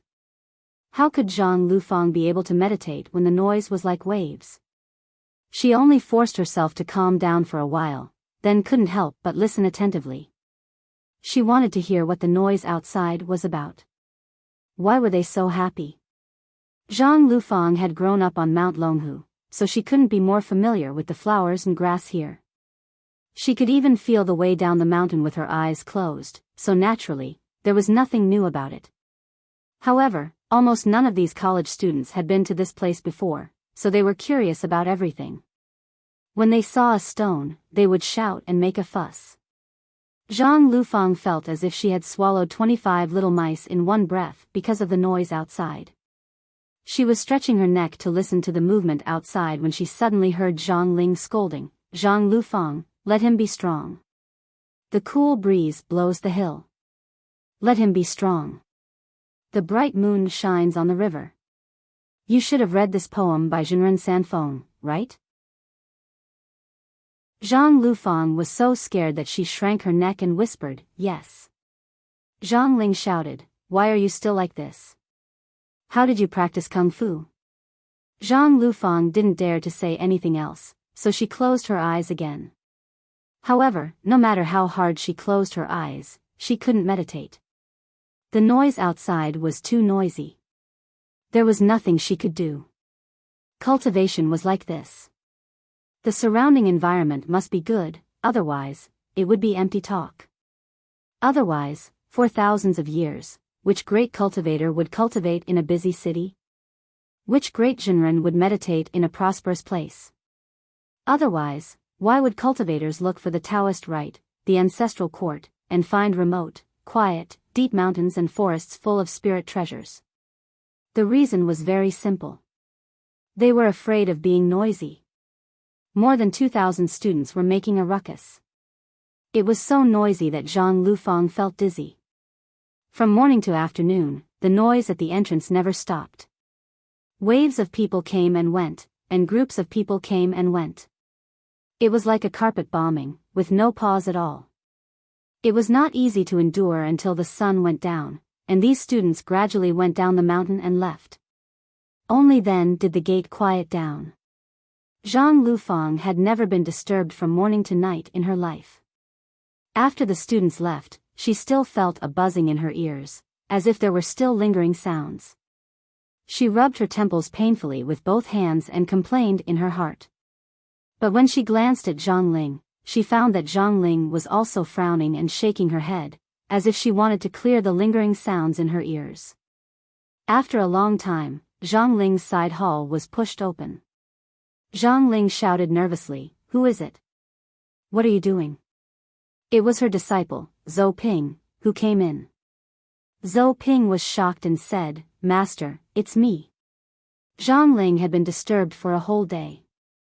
She looked calm on the surface, but deep down, she had already torn Li Yundong's body into pieces countless times. She had stayed up all day, and her nerves were a little abnormal. When she saw that it was Zhou Ping, she breathed a sigh of relief and said, "It's you. Come in. How is it? How is everything else? There were 2 Taoist priests behind Zhou Ping. She and the 2 Taoist priests looked at each other, and one of them, who was slightly fatter, said in a low voice, "Auntie, this is today's account list. Please take a look." Zhang Ling rubbed her temples with one hand and took the list with the other. She glanced at it and suddenly laughed. "Not bad, there's actually a 6-figure profit." Zhou Ping said in a low voice, "Master, a lot of it is ticket income, and some of it is food income." There was also a vegetarian cafeteria on Mount Longhu. Although it was vegetarian, it was much more expensive than many meat dishes. However, the students who came here to play didn't care about this. Some people just wanted to try something new, and they had spent a lot of money on it. Zhang Ling couldn't help laughing and said proudly, "Li Yundong, how can you be the immovable wisdom king? You are clearly the boy of wealth." Zhou Ping and the 2 Taoist priests behind her looked at each other again. Zhou Ping swallowed hard, handed over another list, and said, "Master, this is the list of losses." Huh? Zhang Ling was stunned and took a look. As soon as she saw it, Zhang Ling jumped 3 feet high and roared angrily, "What's going on with these 28 small incense burners being stolen?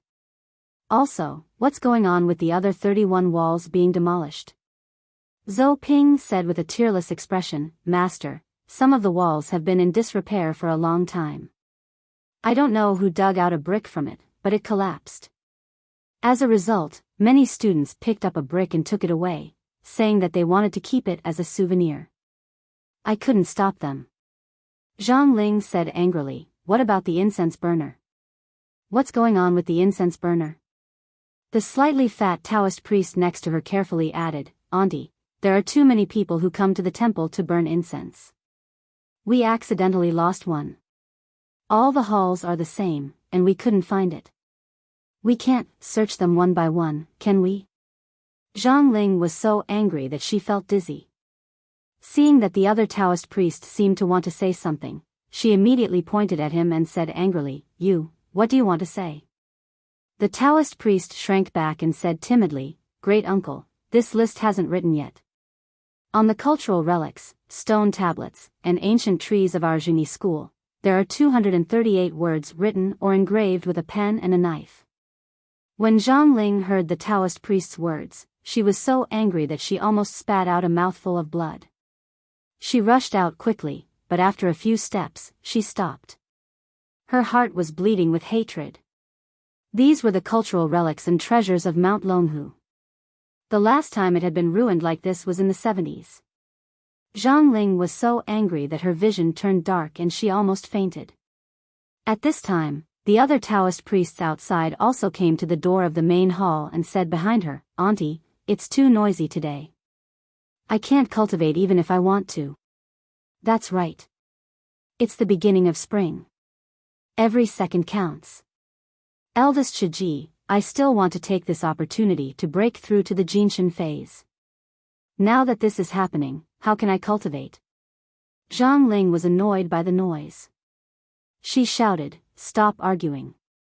Haven't they already gone down the mountain? It will be quiet at night. You can cultivate as you want." When everyone heard this, they also felt that it was reasonable and dispersed one after another. But as soon as they turned their heads, they suddenly heard a voice coming from the distance at the foot of the mountain. It was loud and clear, and it was clearly the amplified voice of a high-powered speaker. The voice was extremely emotional. "Students of Tiannan University, today we are gathered at the foot of Mount Longhu. The starry sky has witnessed our friendship, and the bonfire has witnessed our youth. Next, let us welcome Zhang Guofang from the Department of Finance of Class 3 of the freshman year to bring us a classic old song. Let us sing and dance to our heart's content." When these Taoist priests heard this, they all burst into an uproar. What? After the noise during the day, it still won't stop at night? Also, who the hell wrote this line? Can you be any more melodramatic? I'm going to throw up just listening to it. Zhang Ling and the other Taoist priests did not dare to fly. They all jumped onto the roof beams of the side hall and looked down. Sure enough, There were bonfires and tents at the foot of the mountain, and a burst of noise came over them. Zhang Ling's eyes were fixed, and the veins on her forehead were throbbing. She clenched her fists so hard that they made cracking sounds. She took a deep breath and was about to speak when she heard an extremely distorted male voice shouting loudly and excitedly, "Sister, you sit at the bow. I'll walk on the shore." When these Taoist priests and nuns heard this, they almost fell off the roof, tears streaming down their faces. What the hell, trackers love. You're still F***King college students. Do you dare to sing a more fashionable song? It's fine if the song is not fashionable, but do you dare to sing the correct tune? It's fine if the tune is not correct, but do you dare to sing a woman's voice that is not pretentious? It's fine if you are a man singing a woman's voice, but do you dare to sing the lyrics correctly? That is a lovey-dovey rope swaying leisurely, not a lovey-dovey bed swaying leisurely. That is a little sister sitting at the bow of the boat, not a little sister sitting at the head of the bed. What kind of F***King college students are these? Singing in such a vulgar manner? Patriarchs of the Three Pure Ones, Great Emperor Taihao, please show some mercy and let the host who spoke so cliché come back. I can't hold it anymore. Chapter 953. Listening to the song, Zhang Ling trembled with anger. If it weren't for the fact that she knew that she couldn't beat him and the divine tribulation, she wouldn't have dared to attack him. Caozhang Lufang listened to the revised lyrics with a strange expression on her face. She looked like she wanted to laugh but didn't dare to. When she heard the male student sing the most IG part, she finally couldn't hold it in anymore. She turned around and her shoulders kept shaking. The Taoist priests waited for the male student, who had randomly changed the lyrics, to finish singing. Only then did they heave a sigh of relief. But before they could relax, they heard a girl come on stage and sing a song about the Tibetan plateau. Fortunately, the lyrics were not tampered with this time, but when she sang the most resounding part, Zhang Ling and the other Taoists were so moved that they wanted to poke their ears deaf. This was not singing, it was clearly killing chickens and ducks. F***ck, sister, don't force yourself to sing if you can't sing it. You will break your voice, do you know that? What?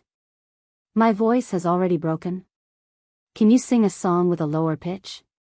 People should act according to their abilities. Damn, she really changed it. What? Tears in prison? Can you sing something more bitter? Oh my God, sister, continue singing the Tibetan plateau. I want to cry when I hear it. The students at the foot of the mountain were crying, and the Taoists on the mountain couldn't stand it anymore. After a while, a person appeared next to Zhang Ling. Zhang Ling looked at him and saw that it was Zhang Kongyun. She saw that Zhang Kongyun was surrounded by golden light, and his aura was much stronger than before. Obviously, he had reached the Thunder Retribution realm. Zhang Ling was stunned, and then she was delighted. She said in a loud voice, "Junior brother Kongyun, congratulations. You've finally broken through to the Thunder Retribution realm." When the other Taoists saw this, they all came up to congratulate him. Zhang Lufang also jumped in front of him happily, took his arm, and said, "Master, you've finally broken through to the Thunder Retribution realm. You're amazing." Zhang Kongyun said angrily, "What are you congratulating me for? Where did this bastard come from, howling like a ghost and howling like a wolf? If it weren't for these bastards crying at the top of their lungs, would have broken through to the third level of the Thunder Retribution realm. Now I've only broken through to the second level." When the crowd heard this, they became angry again and shouted, "Bastard, you actually made Uncle Kongyun's cultivation stagnate. Damn it. In a year, this was the most important period. If one wanted to break through to the Lightning Retribution realm, almost all cultivators would do it at this time. Moreover, if someone in a sect wanted to break through to the Lightning Retribution realm at this time, it would be a big event for the sect. If someone tried to stop or destroy it, it would be equivalent to cutting off one's source of wealth and obstructing one's career. Cultivators always looked forward to the day when they could cultivate to immortality. It was not easy for a year to compare to a few days. It was not easy for them to seize the opportunity to break through several stages of thunder tribulations in one go, but they were interrupted by this group of bastards. It was really infuriating. These Taoists clamored to go down the mountain to find trouble with these students, but soon someone pointed out that these students were backed by Li Wudi. What could they do to Li Wudi? When everyone thought of this, they became a little dispirited and gave up. In this day and age, although a strong fist might not necessarily be able to travel around the world, sometimes a strong fist had its own benefits. With a strong fist, the voice of others was also strong.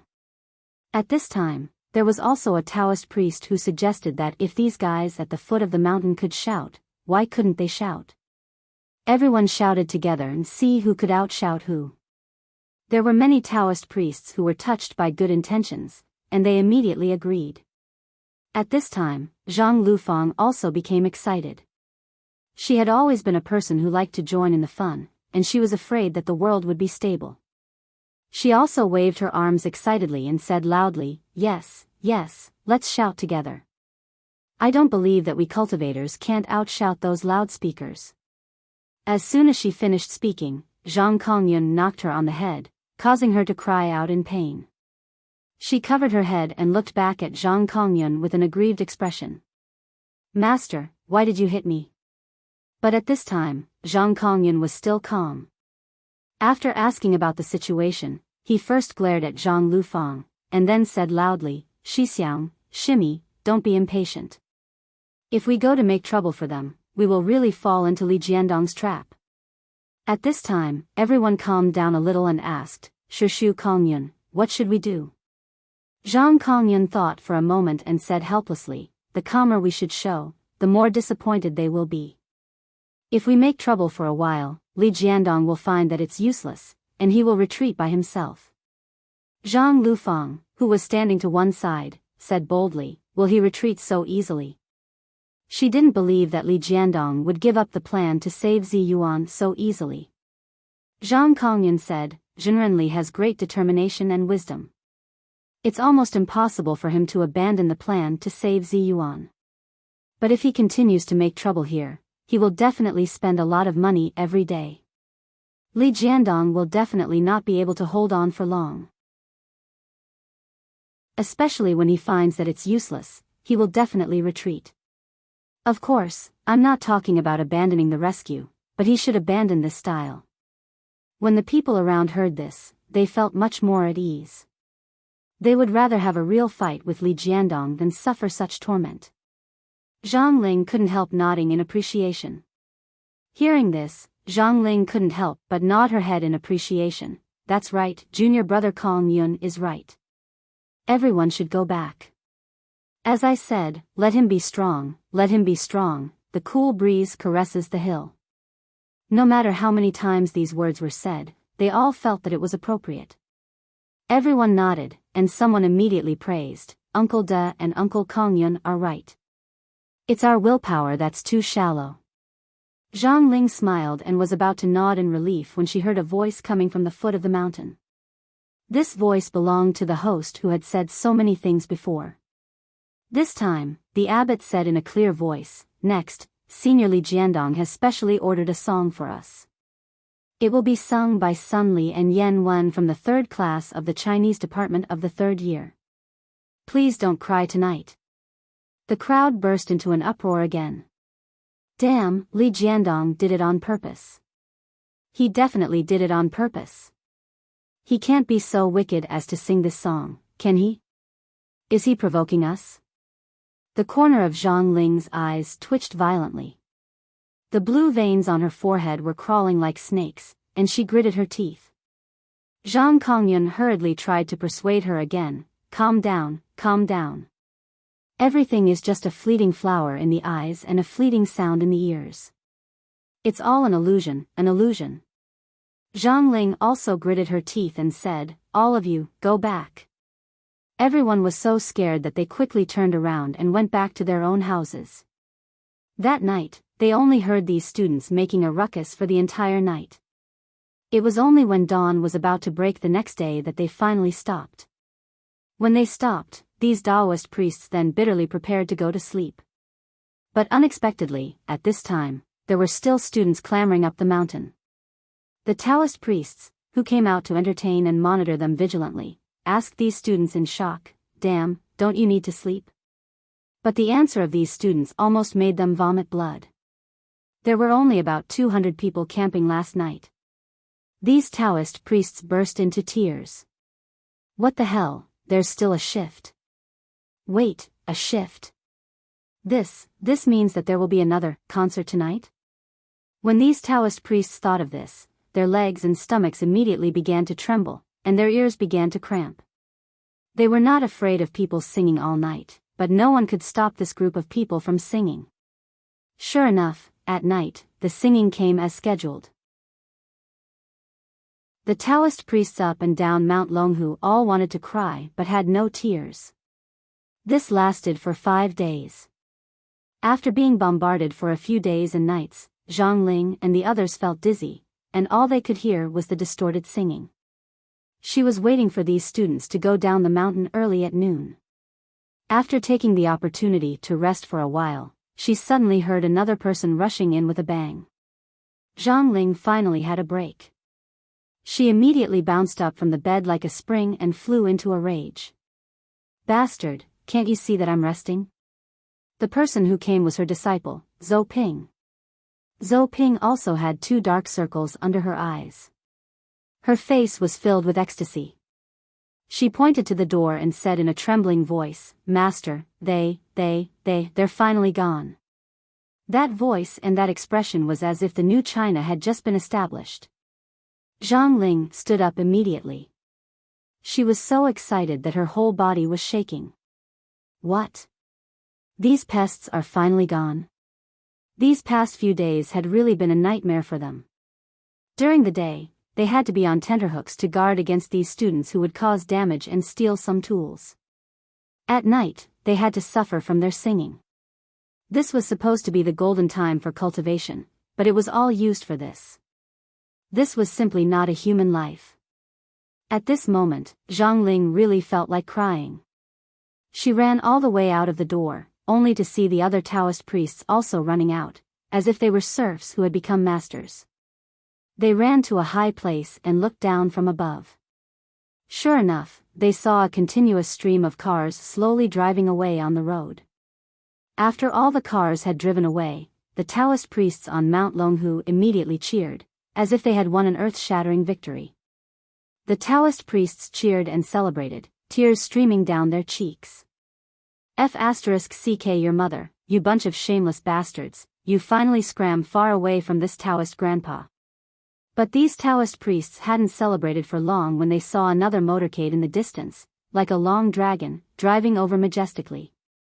Zhang Ling and the rest were flabbergasted as they watched the convoy stop at the foot of the mountain. Following that, a large number of students jumped off, followed by a group of tour guides and student council members, as well as school teachers, leading them up the mountain in a grandiose manner. When the students reached the top of the mountain, Zhang Ling and the rest were dumbstruck when they saw Li Yundong at the head of the group. Li Yundong looked at them with a smile and waved. "Everyone, we are here again. Tiannan University has more than 10,000 students, and this is only the second batch." At this moment, Zhang Ling and the Taoist priests around her suddenly felt like jumping off a cliff and committing suicide. Chapter 954. Zhang Ling stared blankly at these students. Some of them were holding the flags of the tourist group, while others were holding the flags of Tiannan University. They were really waving the red flags. At this moment, Zhang Ling really had a feeling that the whole world was covered with these damn little red flags. But this was not the most hateful thing. The most hateful thing was Li Yundong's smiling face. He had a gentle and polite expression on his face, just like a gentleman and a scholar. Even his sworn enemies couldn't help but praise him. He is elegant, modest, and graceful. But it was such a person who did such a thing that made people gnash their teeth in anger. Zhang Ling took a deep breath, suppressed her anger, and said to Li Yundong, "Generally, you're really good. You're ruthless. How dare you use fatigue bombing?"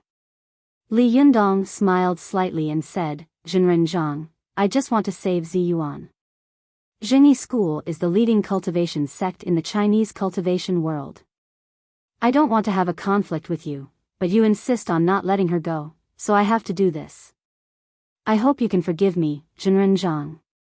Li Yundong's soft and hard words made Zhang Ling's face look much better, but she had no intention of giving in.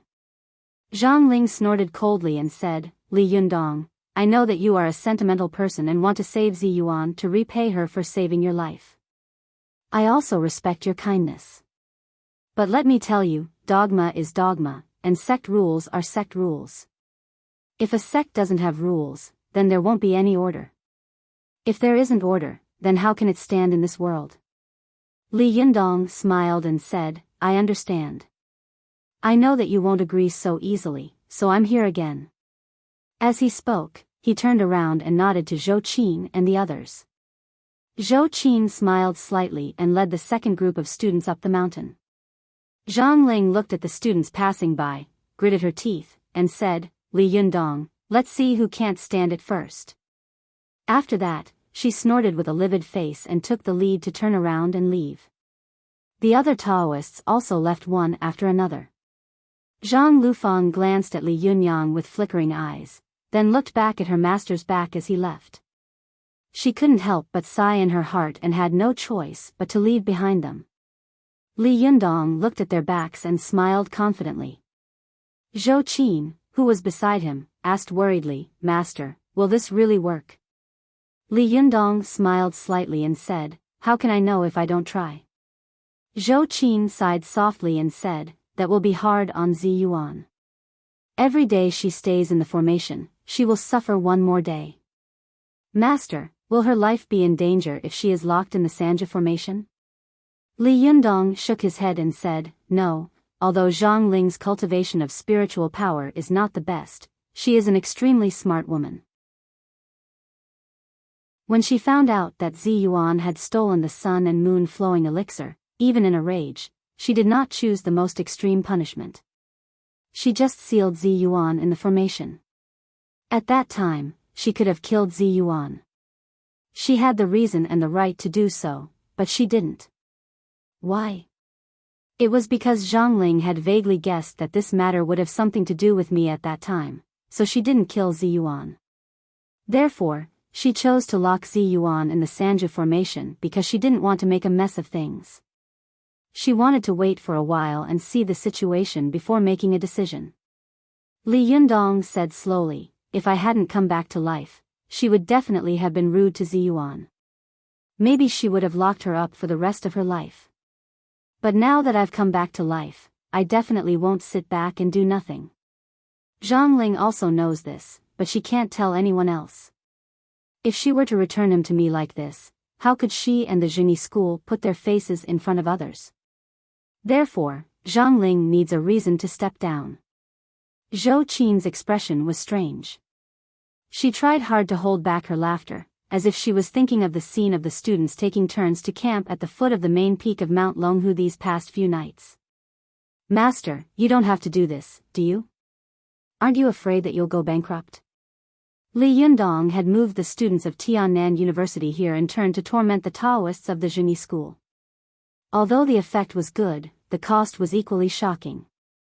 Although such a large-scale organization naturally needed the help of several travel agencies at the same time, and they also received the highest price discounts from these travel agencies, the daily cost was still a very frightening figure. Although Li Yundong had the Desanxian, at present, the shop of the Desanxian was being closed for investigation. Li Yundong and the others' economic income was almost zero.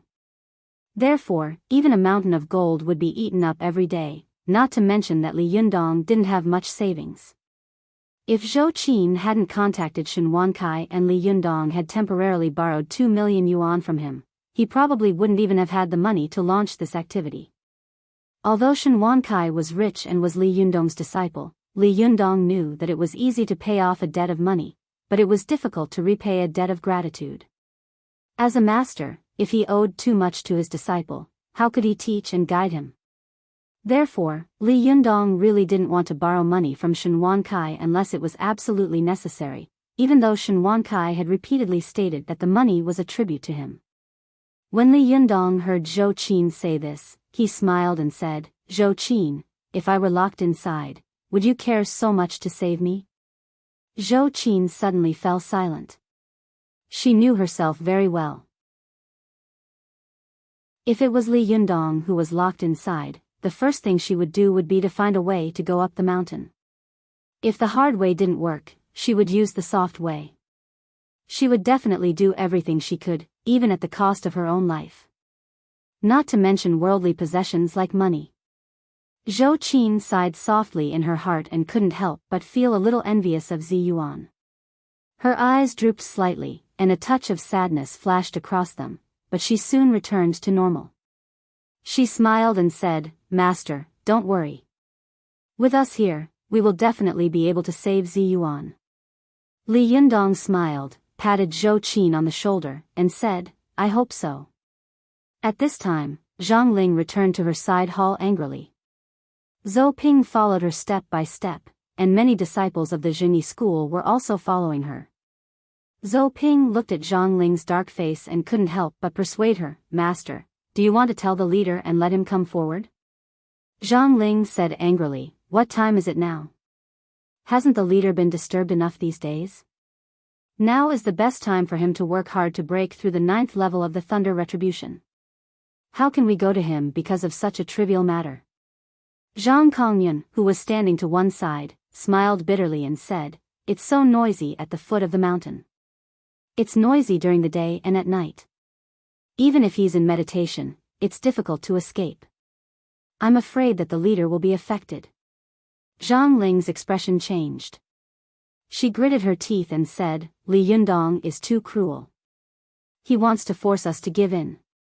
At this time, Zhou Ping tentatively said, "Master, how about we call the police?" Zhang Ling was furious.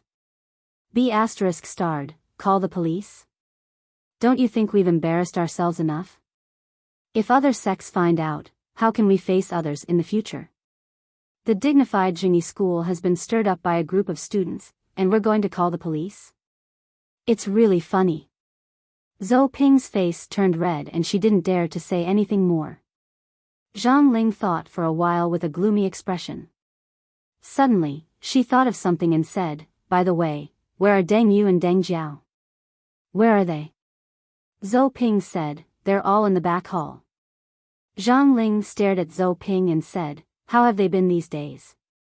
Zhou Ping thought for a moment and said carefully, "They've been chanting scriptures and meditating. They're very well behaved." She laughed and said, "Master, you know their temperaments. They're very well behaved. How could they cause any trouble?" Zhang Ling nodded slowly and said, "That's good. In my opinion, the prestige of our Juni school will fall on the two of them." Zhou Ping was stunned and asked curiously, "Master, why do you say that?" Zhang Ling snorted. "You'll know when the time comes." Zhou Ping thought for a moment and suddenly let out a cry. Her eyes lit up, but then a touch of worry appeared on her face. "Master, I'm afraid this isn't good, is it?" The two sisters, Deng Yu and Deng Jiao, had never experienced a serious fight. What if something went wrong? What would they do? "Master, why don't we let the leader?" Zhang Ling immediately glared at her sternly. "What did you say? Since when did you have the right to criticize the affairs of the Juni school?" Zhou Ping's cheeks suddenly turned red. "I'm sorry, Master. I just..." Zhang Ling saw that Zhou Ping's eyes had also turned red in the past few days. Although she was also a cultivator couldn't stand being bombarded with fatigue for a few days and nights without rest. What's more, she was just a young girl with a low cultivation quotient. Even if she were to enter the secular world, she would only be a junior or senior female college student. Such a beautiful Taoist nun, who was originally a beautiful Taoist nun, now had 2 dark circles under her eyes, and her eyes were bloodshot. Zhang Ling's heart softened and she couldn't help but sigh. "You're still thinking too simply. How could the sect leader's daughter easily fight with others?" Even when the heavenly fox was born and the cultivation world was facing the danger of destruction, did the leader of the Chuanjian dragon sect show up? Did the leader of our Zhengyi school show up? Zhang Ling earnestly lectured her disciple and said, Pinger, although our Zhengyi school is now known as the best in the Chinese Taoist cultivation world, in fact, we are already strong on the outside but weak on the inside. Look at our whole school. There are a large number of Yang spirit masters, but there are only a few Jinshin masters, and the thunder retribution is even more pitiful. In the past, Shidi, the leader of the sect, and Wang Yuanshan secretly protected us, which was enough to protect the position of Mount Longhu. But in the Battle of Suyi, Wang Yuanshan actually died. The absolute love extinguishing array was destroyed. Now that the sun and moon flowing elixirs have been stolen, there are not many cards left in our hands. The only deterrent is Shidi, the leader of the sect. Zhang Ling's face was full of grief and worry. She said, now, there are other sects eyeing us covetously and wanting to replace us. Outside, there is the Shantian sect plotting against us. This kind of internal and external dilemma is really a big dilemma that our Mount Longhu has never faced in thousands of years. If the leader fights with Li Yundong again at this time, not to mention how powerful Li Wudi is, even if the leader wins, it won't add much glory to our Mount Longhu. For thousands of years, there have been many masters who have returned from the foot of our Mount Longhu in defeat. We don't need a reincarnated wisdom king to add to our halo. But if we lose, then the ancestral foundation of the entire Mount Longhu will be shaken. Have you ever thought about this? Zhou Ping was stunned.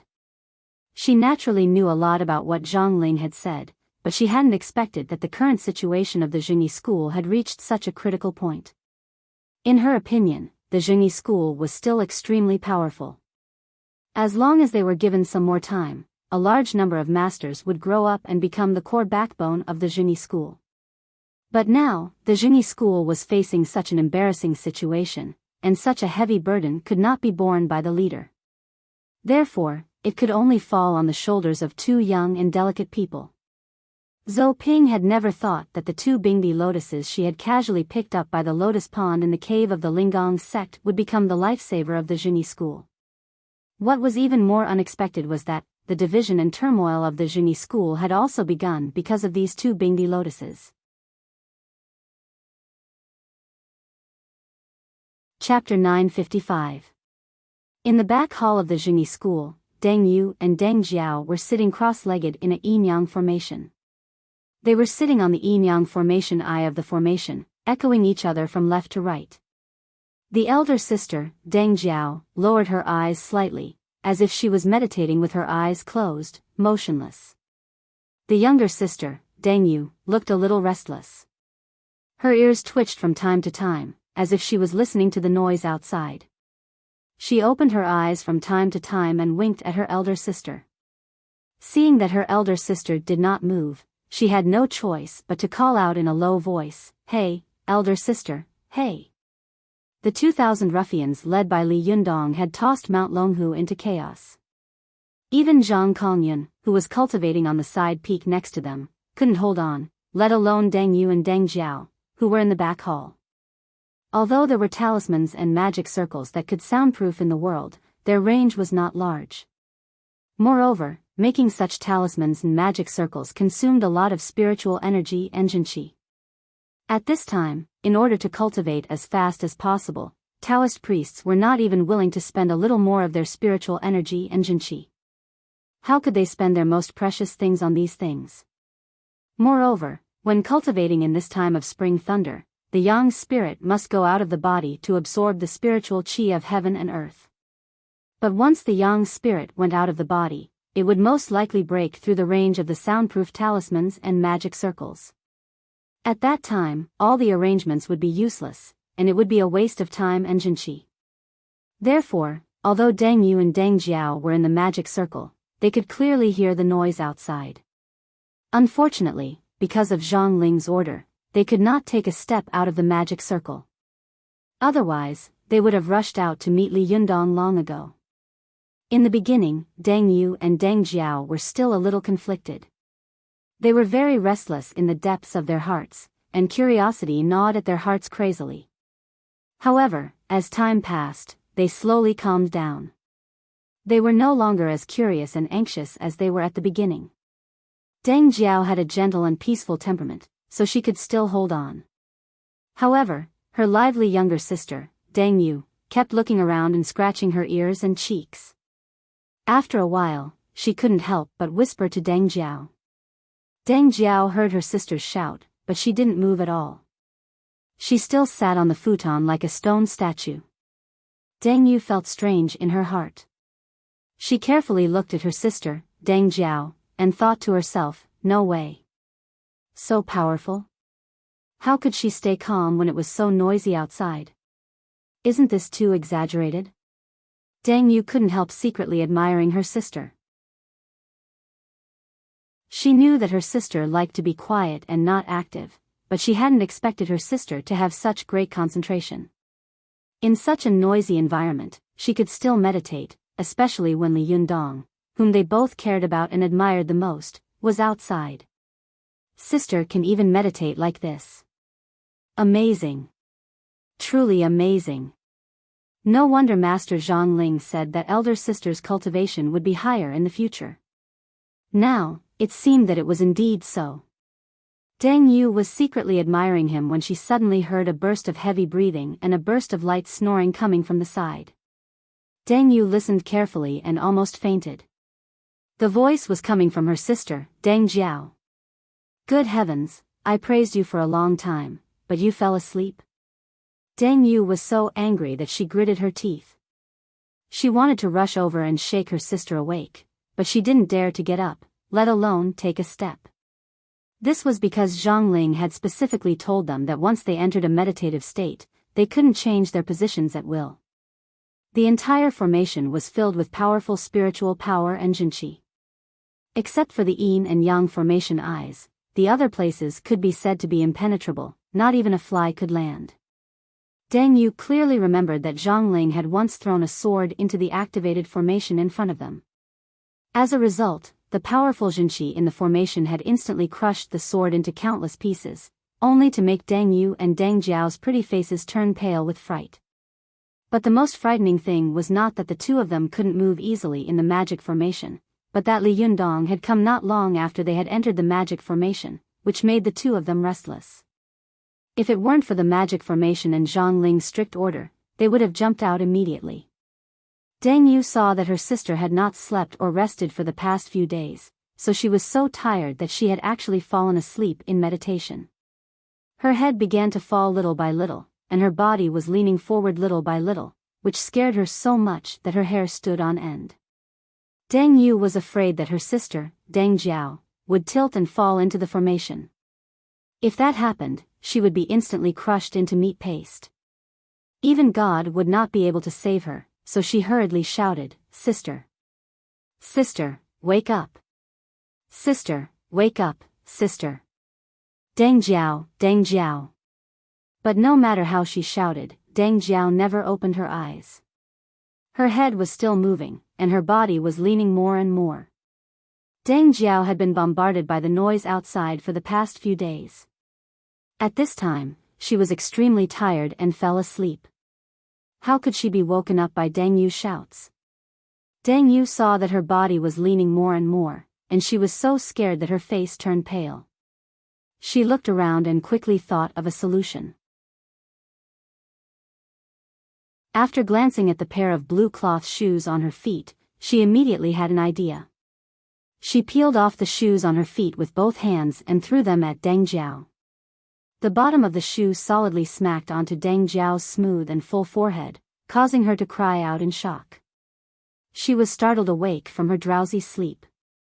Deng Yu laughed out loud, convulsing with laughter. "Sister, do my feet smell good?" As she said that, she proudly raised one of her feet and dangled her jade white foot in front of her, her 5 plump toes playfully scratching each other. Deng Jiao covered her forehead with one hand and picked up the cloth shoes with the other. She was so angry that she laughed and said angrily, "Sister, you're so annoying. You scared me to death. It stinks, it's really stinky feet." Deng Yu snorted and said, "Bah, you're the stinky feet. If I hadn't woken you up, I'm afraid that your body would have fallen into the magic formation and died. You won't be able to see Li Yundong again, let alone talk to him." Deng Jiao's pretty face turned slightly red and she said angrily, "What nonsense are you talking about? I dare you to say it again." Deng Yu said with a smile, "How about it? Bite me? Come over and bite me."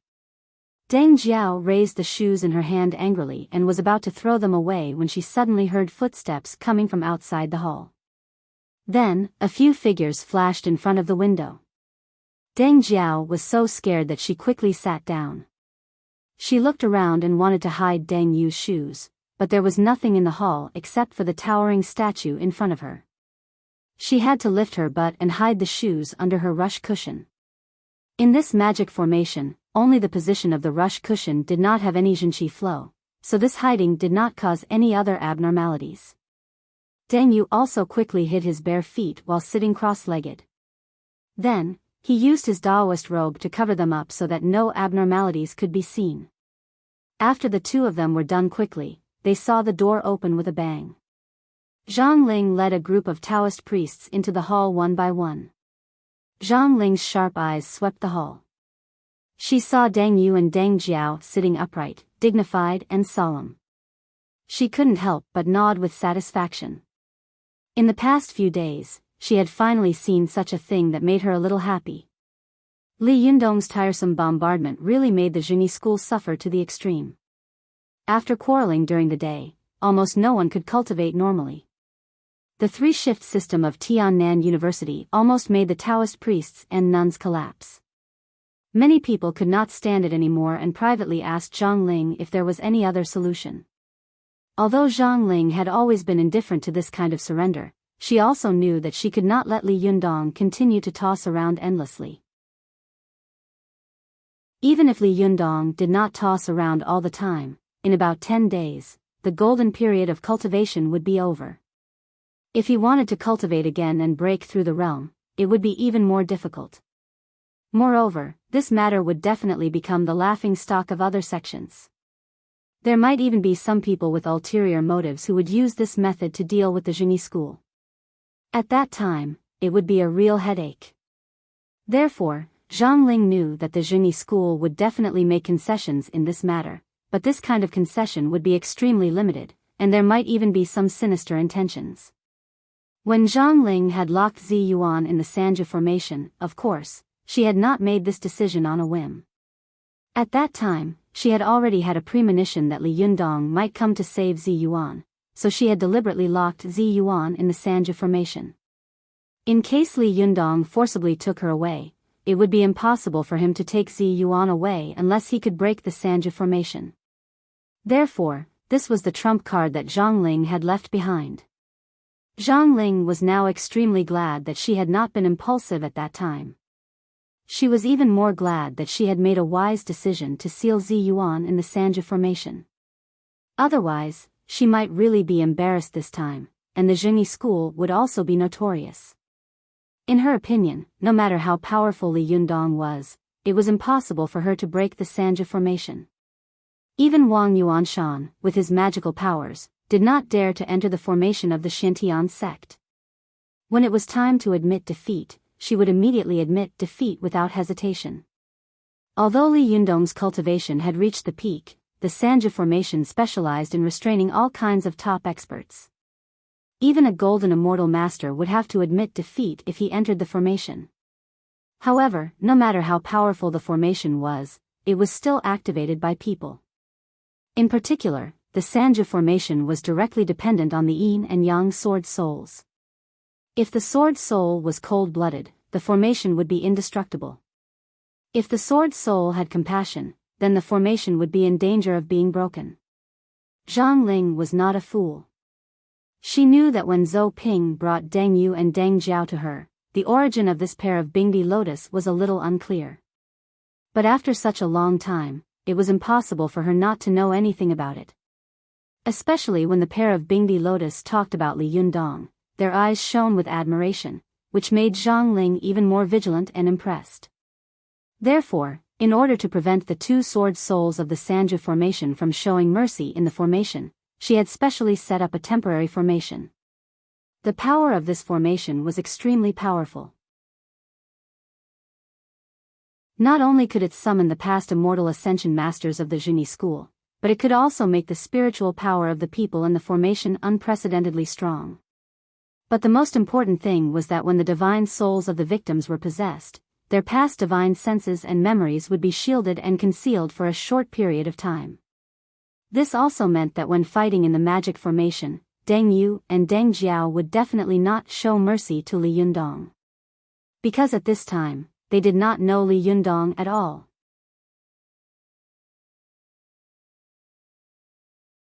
Chapter 956. Deng Yu and Deng Jiao looked at Zhang Ling timidly. They both knew that Zhang Ling was strict and had a high prestige in the Zhuni school. Except for the sect leader, Celestial Master Zhang, although some of the others had higher cultivation than Zhang Ling, no one dared to disobey her.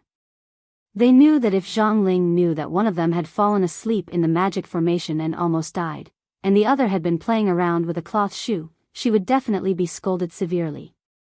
Therefore, one of them kept moving her body, as if what she was sitting on was not a cloth shoe, but a brazier. The other one always wanted to pull the tail of her Taoist robe, as if she wanted to cover her bare foot. Zhang Ling saw that their expressions were a little strange, and their bodies were constantly twisting slightly. She had been very restless in the past few days, so she did not take their abnormal behavior to heart.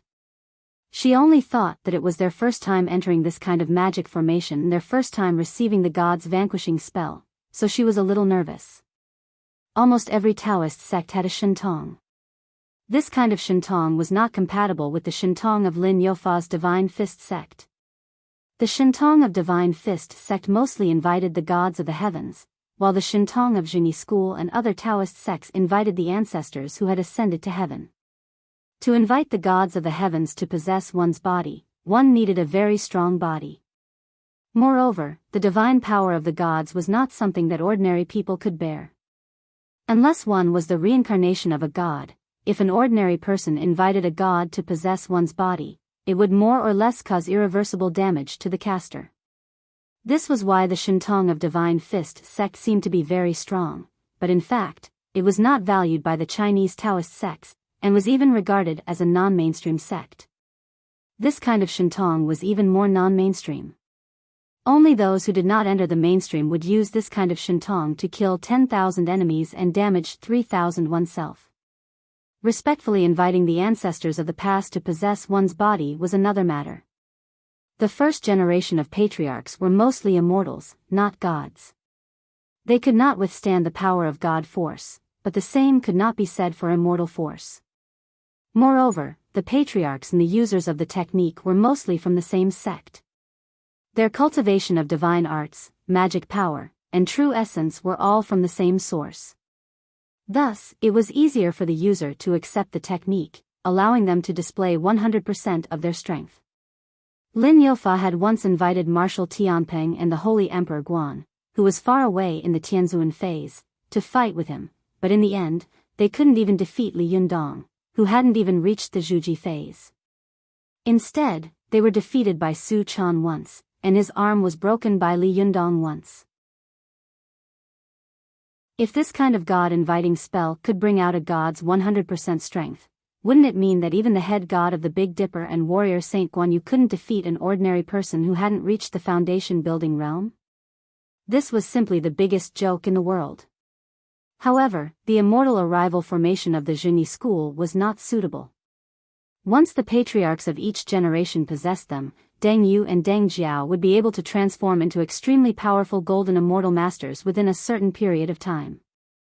Zhang Ling also knew that if only Deng Yu and Deng Jiao, these two golden immortal masters, were to fight face to face with Li Wudi, who had fought in hundreds of battles and forced the gods and Buddhas to retreat with one palm, the result would be one word: defeat.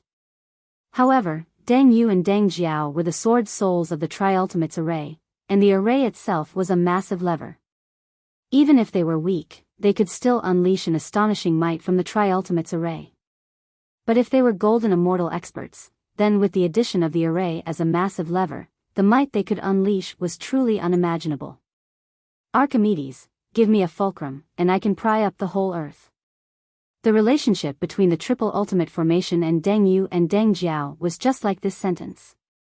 Zhang Ling firmly believed that Deng Yu and Deng Jiao, who were in the Triple Ultimate Formation, were absolutely invincible.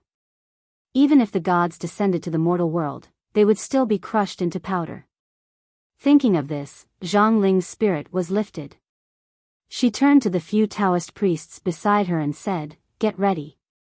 The few Taoist priests did not say a word. Their figures flashed, and they stood in the four corners of the great night hall, their hands forming incantations. Zhang Ling said to Deng Yu and Deng Jiao, "Are you ready?" Deng Yu and Deng Jiao saw that Zhang Ling did not notice their previous abnormality, and hurriedly nodded. Zhang Ling nodded in satisfaction. She waved her sleeve and shouted, "Activate the formation." The Taoist priests standing in the four corners began to chant incantations. For a moment, the formation of the great night hall shone brilliantly, and divine light shot up to the sky. Fortunately, it was daytime, and a beam of white light shot up to the sky from the great night hall. It was not very conspicuous, otherwise, if the rebellious students of Mount Longhu saw it, they would immediately turn the sky upside down. This beam of light shot straight into the sky, breaking through the clouds in the sky, as if it had forcibly torn a gap on the border between the heaven realm and the mortal realm. From this gap, one golden figure after another was faintly discernible in the clouds. After these figures appeared one by one, two figures suddenly flew down from the beam of light. The speed at which the two figures descended was extremely fast, as if they were two beams of white light. The two beams of white light shot into the great night hall's array formation like sharp arrows and immediately turned into countless beams of white light that converged within the yin-yang array formation. The light within the array formation flowed and rotated. Deng Yu and Deng Jiao were sitting cross-legged in the middle of the formation. At first, their eyes were still closed, but both of them could hear the strong wind blowing in their ears, and the sound of whispering came from the wind. It sounded like chanting coming from a faraway place. The two of them curiously opened their eyes, and saw the white light flowing around them. Divine light overflowed from their feet, rising and falling like the waves of the sea. The two of them were dazzled by what they saw. At this moment, the white light and the overflowing divine light converged towards the two eyes of the formation, and then through the eyes, they were transmitted upwards.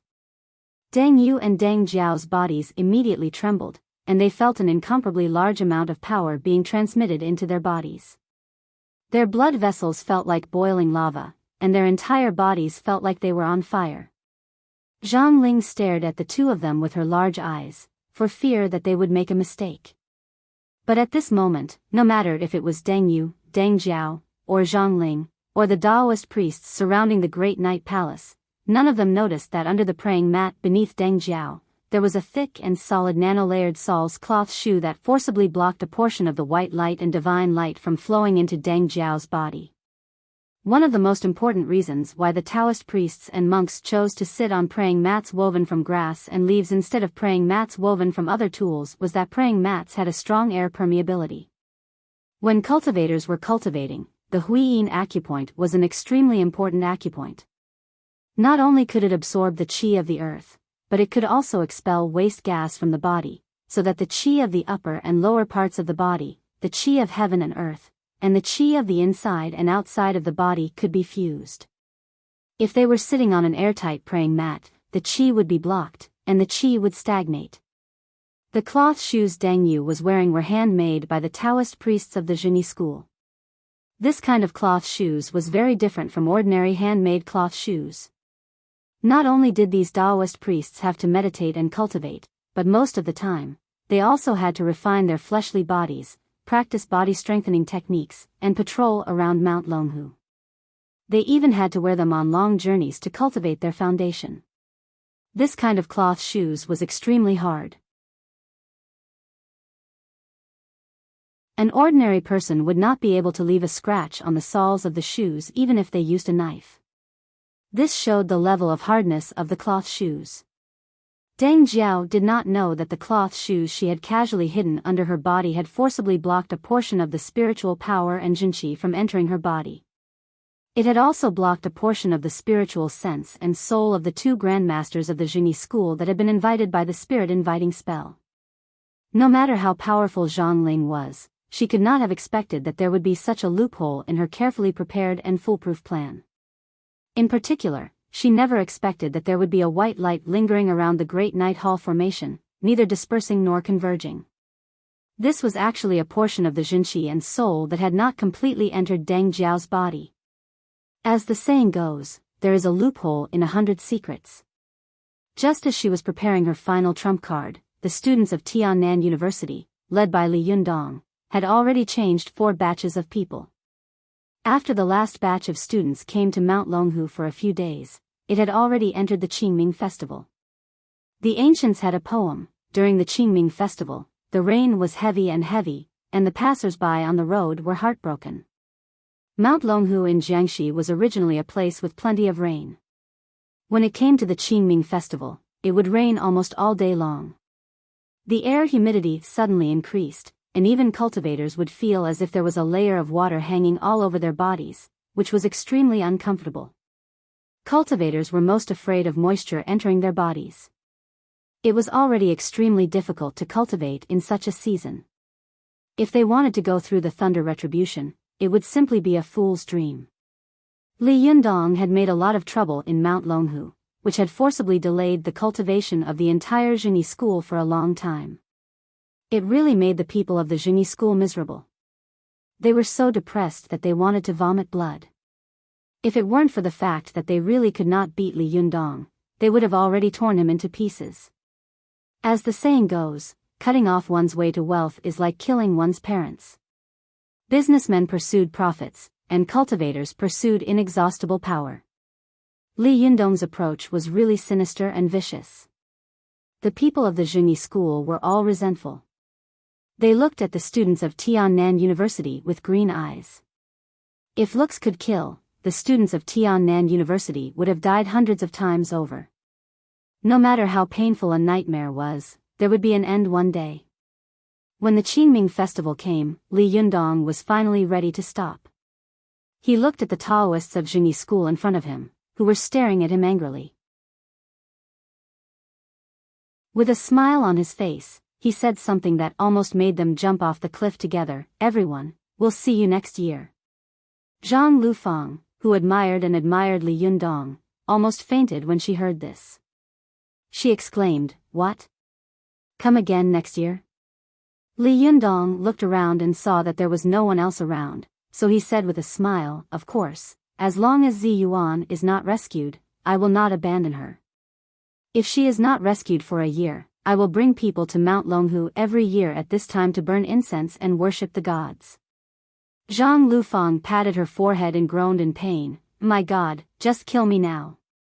Zhou Ping's face showed anger and she shouted, "Li Yundong, don't dig deep into the soft soil." Li Yundong didn't wait for her to finish speaking and interrupted her, "Everyone, goodbye." Zhou Ping was so angry that smoke was coming out of her 7 orifices. Just as she was about to speak, she saw Li Yundong turn around and leave. The Taoists of Jini school were furious and said at the same time, "Brothers of the Tao, will Li Yundong come again next year? What should we do? Will we still be able to cultivate? Will we still be able to live?" While they were talking angrily, a loud voice suddenly came. It was Zhang Ling's extremely satisfied voice. "Jinren Li, take care. I have something to say."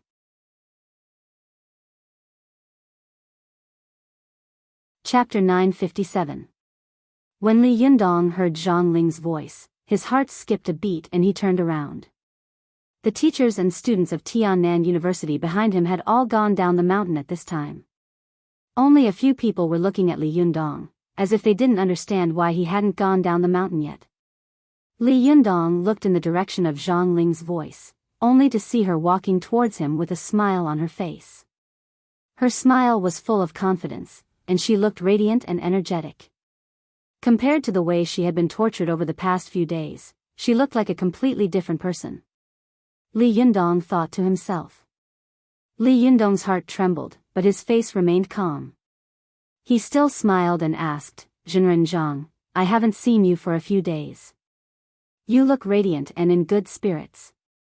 Zhang Ling snorted angrily in her heart and said with a fake smile, You flatter me. Thanks to you, Jinren Li Yundong said with a smile, What are you talking about? I don't deserve it. However, Jinren Zhang has been really caring for us these past few days, and I'm really grateful. At this time next year, I will come to visit you with my classmates. Zhang Ling snorted, and the smile on her face became more and more strange. She said with a faint smile, Jinren Li, you're too polite. Our Longhu Mountain can't afford it. How about this, Jinren Li, you don't have to bother us. Don't you want to save Ziyuan? Okay, I'll let you save her. Li Yundong was shocked. Even a great Jinren with profound cultivation and shrewdness couldn't help but be moved and show a look of ecstasy. But this was only a momentary change. Soon, he laughed and said, Jinren Zhang, do you agree? If you agree earlier, it will save you and me trouble, won't it? Zhang Ling sneered and said, Jinren Li, don't be happy so early. Do you think you can take her away so easily? Li Yundong smiled slightly and said, Jinren Zhangling, if you have any Tao, just draw it. I'll take it. Zhou Qin, who had been watching Li Yundong, suddenly exclaimed, No. Her cry shocked the other teachers and students who had not left. They all looked at them. Zhou Qin's eyes quickly swept over them and she came to Li Yundong's side. She lowered her voice and said, Master, you can't agree so easily. Zhang Ling came prepared. She must be prepared. Be careful. You can't have anything happen to you.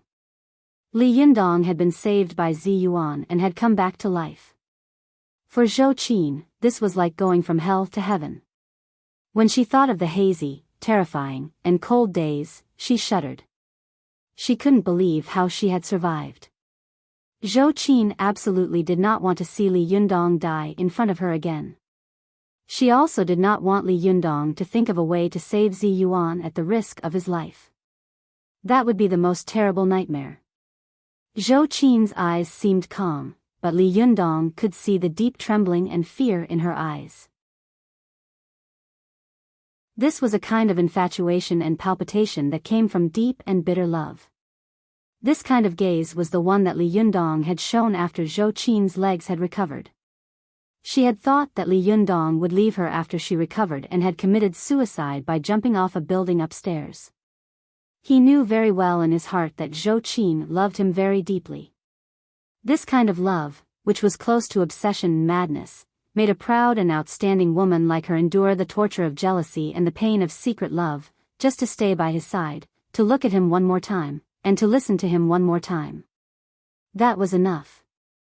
Li Yundong looked at Zhou Qin's silent eyes and looked at the deep love in them.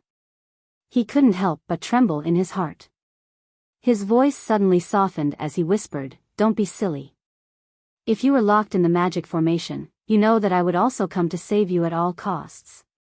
These words almost instantly turned Zhou Qin's heart into a gurgling spring water. It seemed that all the waiting and sacrifice she had made in the past was just for this sentence. Everything was worth it. At this moment, Zhou Qin suddenly had the urge to throw herself into Li Yundong's arms and burst into tears, but she didn't, because she knew that there were still many people watching them. She was Li Yundong's disciple, not his girlfriend, let alone his lover. Zhou Qin's eyes were fixed on Li Yundong. There was a storm in her chest, like thunder rolling, but her face was calm as usual. Only more and more tears were rolling in her eyes. Zhou Qin wiped away her tears, smiled, and said in a trembling voice, I know, Master. I know. But I just don't want to see you again. As Zhou Qin said this, she couldn't go on any longer. Li Yundong looked at Zhou Qin with gentle eyes. He sighed softly in his heart and raised his hand, wanting to gently stroke Zhou Qin's long black hair. However, when his hand was raised into the air, it finally fell on her shoulder. Li Yundong said softly, Don't worry, I won't die so easily. I promise you, I will come back alive. Zhou Qin smiled with tears in her eyes and said, well, master, this is what you promised. Even if it's not for me, for Su Chan, you have to come back alive, okay? Li Yundong smiled slightly and nodded. It's a deal. The two of them talked as if there was no one else around. Zhang Ling, who was watching from one side, sighed in her heart. Since ancient times, most cultivators have paid attention to pure hearts and few desires, and some have even been ruthless and abstinent. Looking at the Chinese cultivation world, I'm afraid that only Lu Dongbin, who is known to be involved in wine, women, avarice, and temper, can compare with him. Lu Dongbin had been a romantic all his life. When he was traveling in the world, he had fought in the bedroom with countless women, but he had never lost. He could also be called an extraordinary person in the Chinese cultivation world. Although Li Yundong was also a romantic person like Lu Dongbin and had tender feelings for the fairer sex, he was much more devoted than Lu Dongbin, especially in the ancient battle of Mount Tianlong. For Su Chan, he didn't hesitate to commit suicide. This feeling was really touching. Even a cultivator like her, who had always been indifferent to feelings and whose heart had long been like a dry well, was deeply shocked by it. Zhang Ling could see that Li Yundong was no longer the Yuanyang boy from before. Although he was no longer a Yuanyang boy, his Dharma power and Jinshi did not retreat, but advanced instead. They were more powerful than before. Moreover, he was hard and soft, and yin and yang helped each other. He had the fierce and explosive fierceness of the past, but he had the lasting strength. His fighting strength was really terrifying. If it weren't for the three-Ju formation of the Zhini school and the trump card of Deng Yu and Deng Jiao, she really wouldn't have dared to compete with Li Yundong in fighting. However, admiration was admiration. After all, she and Li Yundong were from different sections. Although sometimes they could sit down quietly and say a few words, most of the time, they represented the interests of their respective sections. They talked and sparks flew in all directions, not giving in to each other. Zhang Ling admired Li Yundong's infatuation and profound Dharma power. In fact, Li Yundong also admired Zhang Ling's stubbornness and persistence. Li Yundong's cultivation had reached the peak, and he could be called the first person in the world. If one wanted to stay calm in front of him, it was absolutely impossible without great determination and courage. Zhang Ling silently watched Li Yundong and Zhou Qin talk. When he turned around, she asked, Jinrenli, have you finished what you should have said? Li Yundong smiled and said to Zhou Qin, take the students and teachers back first. I've caused you a lot of trouble this time. I guess your father will be angry when he hears about what I've done. Apologize to him for me. Zhou Qin had also proposed to use the power of her father, Li Yuanhua, and even Shen Wankai to put pressure on the Zhini school to let Zi Yuan go back, but this proposal was quickly rejected by Li Yundong. Not to mention that Li Yundong was now the strongest person in the world by default in the cultivation world. If he wanted to save a person, it would be a joke if he used the power of the government. At that time, all the glorious deeds he had done would immediately collapse. Just look at the attitude of the country towards the cultivation world. They would never get involved in this kind of thing. As long as the cultivation sects did not affect the normal secular world, they would be happy to see it. If they helped Li Yundong save Zi Yuan, the prestige of the Zhini school would collapse. This kind of thing would do more harm than good for them. Moreover, Li Yuanhua and Zhou Kachang were now senior provincial officials. The state's control over provincial officials was extremely strict. If any senior official above the provincial level had too much entanglement with religious people, he would be discarded. Not to mention using his power to help Li Yundong get Zi Yuan back. This was simply courting death. Their political enemies would be happy to use this to stab them. In the land of the Celestial Empire, corruption and book chasing was sometimes not a very serious problem. Which official didn't have some dirty things under his butt? Weren't they still enjoying their lives just as much as before? Those who should be greedy continued to be greedy, and those who played with women continued to play. Those who did bad things were often exposed because they were too high profile, or they were caught in a political struggle. At this time, corruption and book chasing was a deadly sin. But what was even more terrifying than these things were actually ideological issues, and religious issues were precisely ideological issues. In this matter, the Celestial Empire had never been soft-hearted. They would rather kill the wrong person than let go. Dao, Phelan and Hongji many years ago were vivid examples. Li Yundong had already made a lot of noise recently. At this time, if he went to find Zhou Kacheng again, it would be like sending a gun into the hands of Dang Gua. Then he would shout, "I'm going to ascend to immortality. Come and kill me." Li Yundong could ascend and escape, but what about the people around him?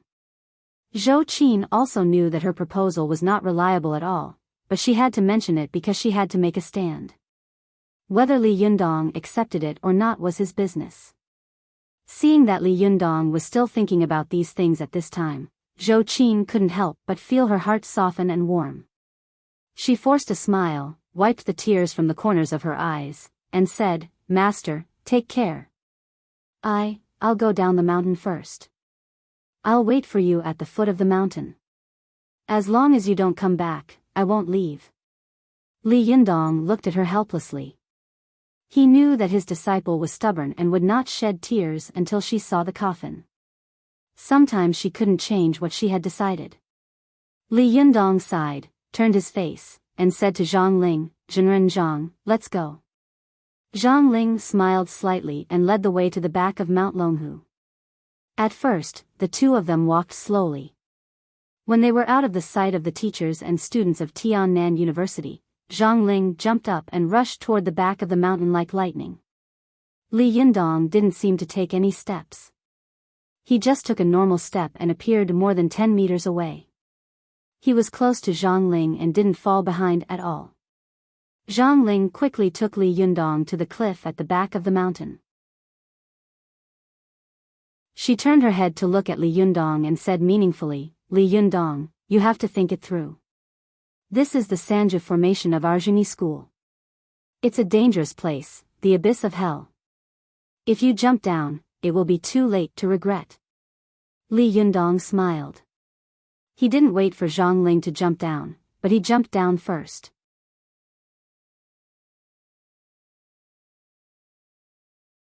Chapter 958. As soon as Li Yundong jumped off the cliff, his body froze in midair. He only needed to take a look to see that there were two long swords inserted into the steep cliff wall. On the hilts of the swords stood two slender and elegant figures. The two women looked exactly the same. They stood side by side, their toes gently touching the hilts of the swords. A gust of wind blew. Although they were wearing Taoist robes, they still exuded a delicate and pretty aura. Their figures were light, as if they were about to fly away with the wind. Li Yundong saw that the two women were extremely familiar. He took a closer look and found that they were the former sisters, Dang Yu and Dang Jiao. Li Yundong was shocked. Although he had gone up Mount Longhu several times, he had either sneaked up the mountain or been on the mountain with many people. At the inauguration ceremony of the Linggong sect, although he and Dang Yu and Dang Jiao had been present at the same time, Li Yundong's attention had been focused on Takahashi Shoda and the other Japanese, Zi Yuan, Su Chan, and the others. Although Dang Yu and Dang Jiao were a pair of beautiful flowers, they were inexperienced and there were thousands of cultivators present. Naturally, they could not stand at the front. Therefore, although they saw Li Yundong, he did not see them. When Li Yundong suddenly saw Dang Yu and Dang Jiao, he was immediately overjoyed. He suddenly remembered that he had met the two sisters on campus when he was in school, and he remembered the tragic situation of the sisters when he had met them at the Xingyuan Hotel. Then he had chased after young Master He in anger, which had led to the divine tribulation. Since then, his life had completely changed.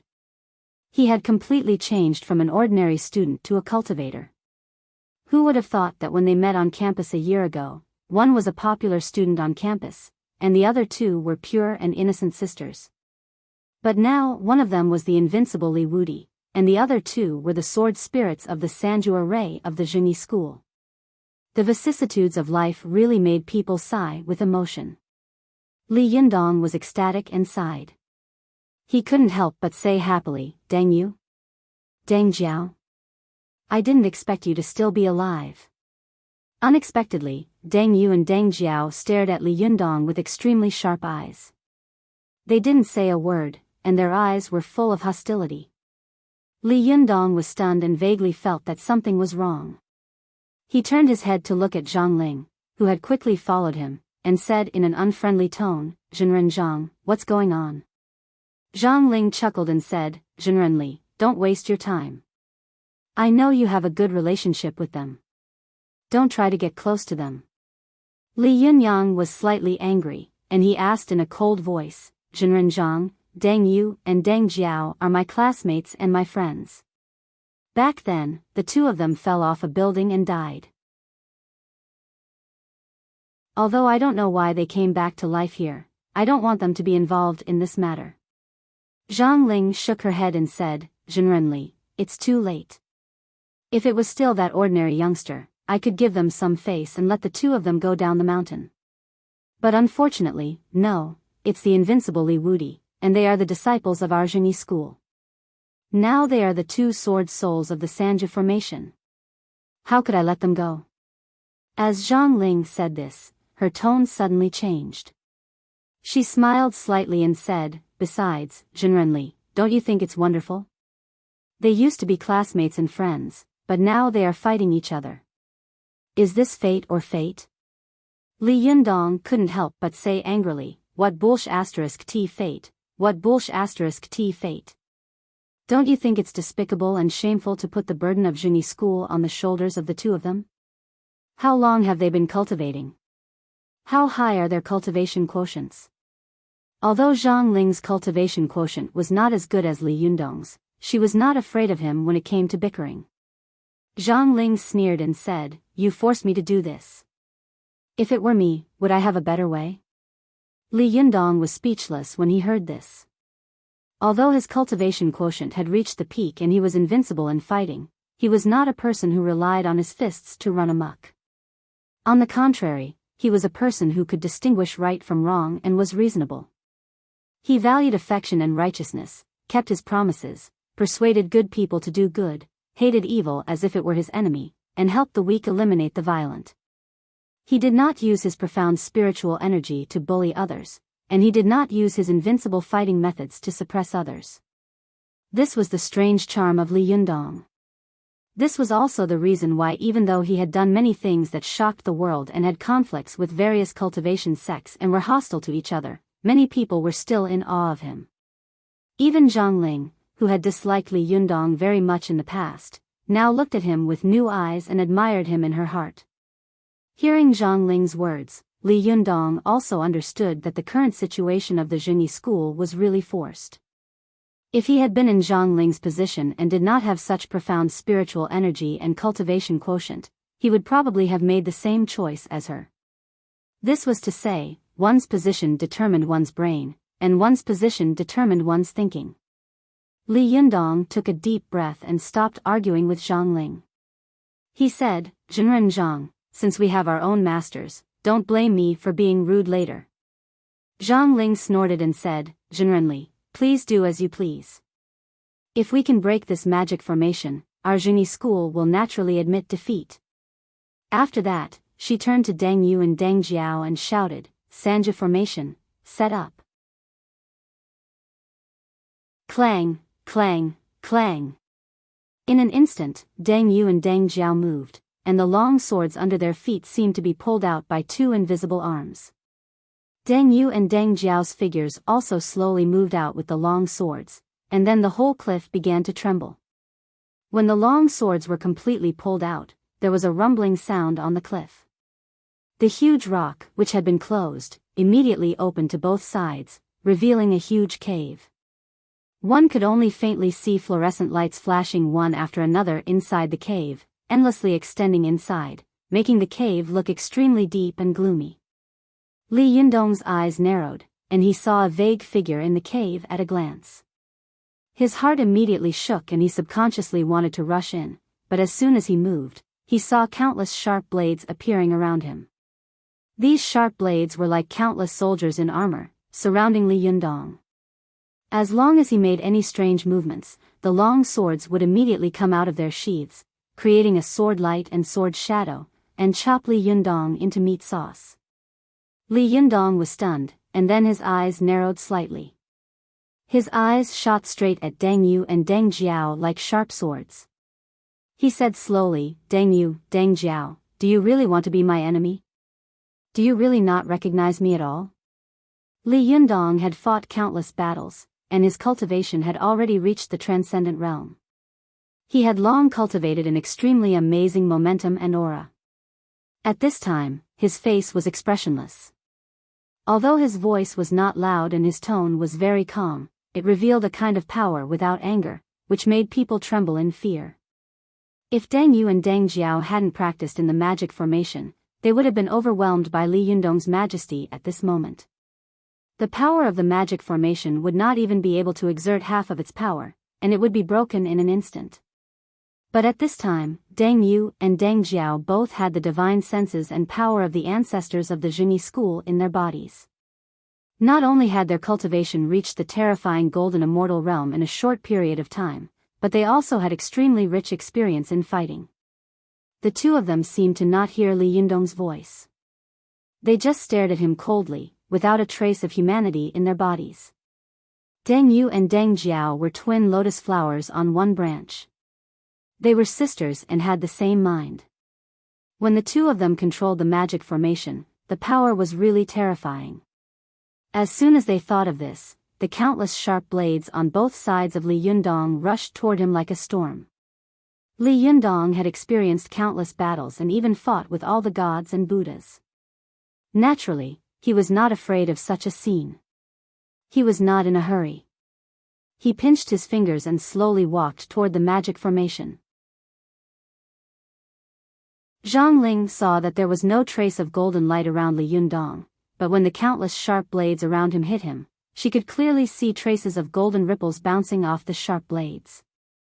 The dense sharp blades almost covered Li Yundong's whole body, without any blind spots. At this time, if a master of lightning retribution was here, he would probably be chopped into meat paste. However, Li Yundong seemed to be taking a leisurely stroll. He just pinched his hands and slowly walked toward the stone cave. His figure was in midair, and with every step he took, a lotus bloomed behind him. Soon, the lotus grew, bloomed, withered, declined, and finally disappeared without a trace. Zhang Ling couldn't help but admire Li Yundong in her heart when she saw that he was able to move so easily and every step he took was like a Buddha in the world or a golden immortal descending to the world. But she also knew that this was only the joint attack of Deng Yu and Deng Jiao outside the three-Ju formation. Their real strength could only be seen in the magic formation. The magic formation was a huge device. It could contain the power of hundreds or even thousands of cultivators. Therefore, the higher the cultivation of the person in charge of the magic formation, the greater the power of the magic formation. Li Yundong strolled all the way to the entrance of the cave. As soon as he stepped into the stone cave, he immediately heard a buzzing sound in his ears. His vision went black, as if he had entered another world, and he could hardly see anything. Li Yundong's cultivation had long been able to make him see in the dark as if it were day, but at this time, there was suddenly darkness in front of him, as if he had suddenly lost his sight. It made him want to look back and see if it was the way he had come. However, Li Yundong knew that there were three realms of fighting. The first one was about the superiority of Shentong and treasures, the second one was about the superiority of Dharma power and Shentong, and the third one was about the superiority of realm and Taoist heart. There was suddenly darkness in front of his eyes. It must be the abnormality of stepping into the three ultimate formation. If he had a little bit of Taoist heart, he would immediately be smashed to pieces, and the tragedy of body and soul would be destroyed. He absolutely could not be careless. Li Yundong's heart was as calm as still water. He immediately stood still, holding the Buddha's hand gesture in his hand, and reciting the mantra of 9 words, "Hey." This shout was like a sharp golden sword cutting through the thick dark clouds, immediately causing the air around Li Yundong to tremble violently. Li Yundong's eyes suddenly lit up, and the darkness disappeared in an instant. As soon as Li Yundong focused his eyes, he saw Deng Yu and Deng Jiao, both with cold expressions, holding 2 3-foot-long Qingfeng swords in their hands, stabbing towards him from both sides. The 2 swords were as fast as lightning and as fierce as thunder. As soon as Li Yundong saw it clearly, he saw that the tip of the sword had already reached his skin, making all the hair on his body stand up. The jinshan outside his skin was pierced in an instant. Li Yundong's perfect jade body was immediately broken, and a trace of blood oozed out of his skin. The pupils in Li Yundong's eyes shrank like needles in an instant. He had fought with the mystical silver fox several times, but he had never been approached by the mystical silver fox in an instant. He had never been so close to him without being aware of it. What a powerful magic formation, what a powerful sword. The 3 ultimate formation really deserved its reputation.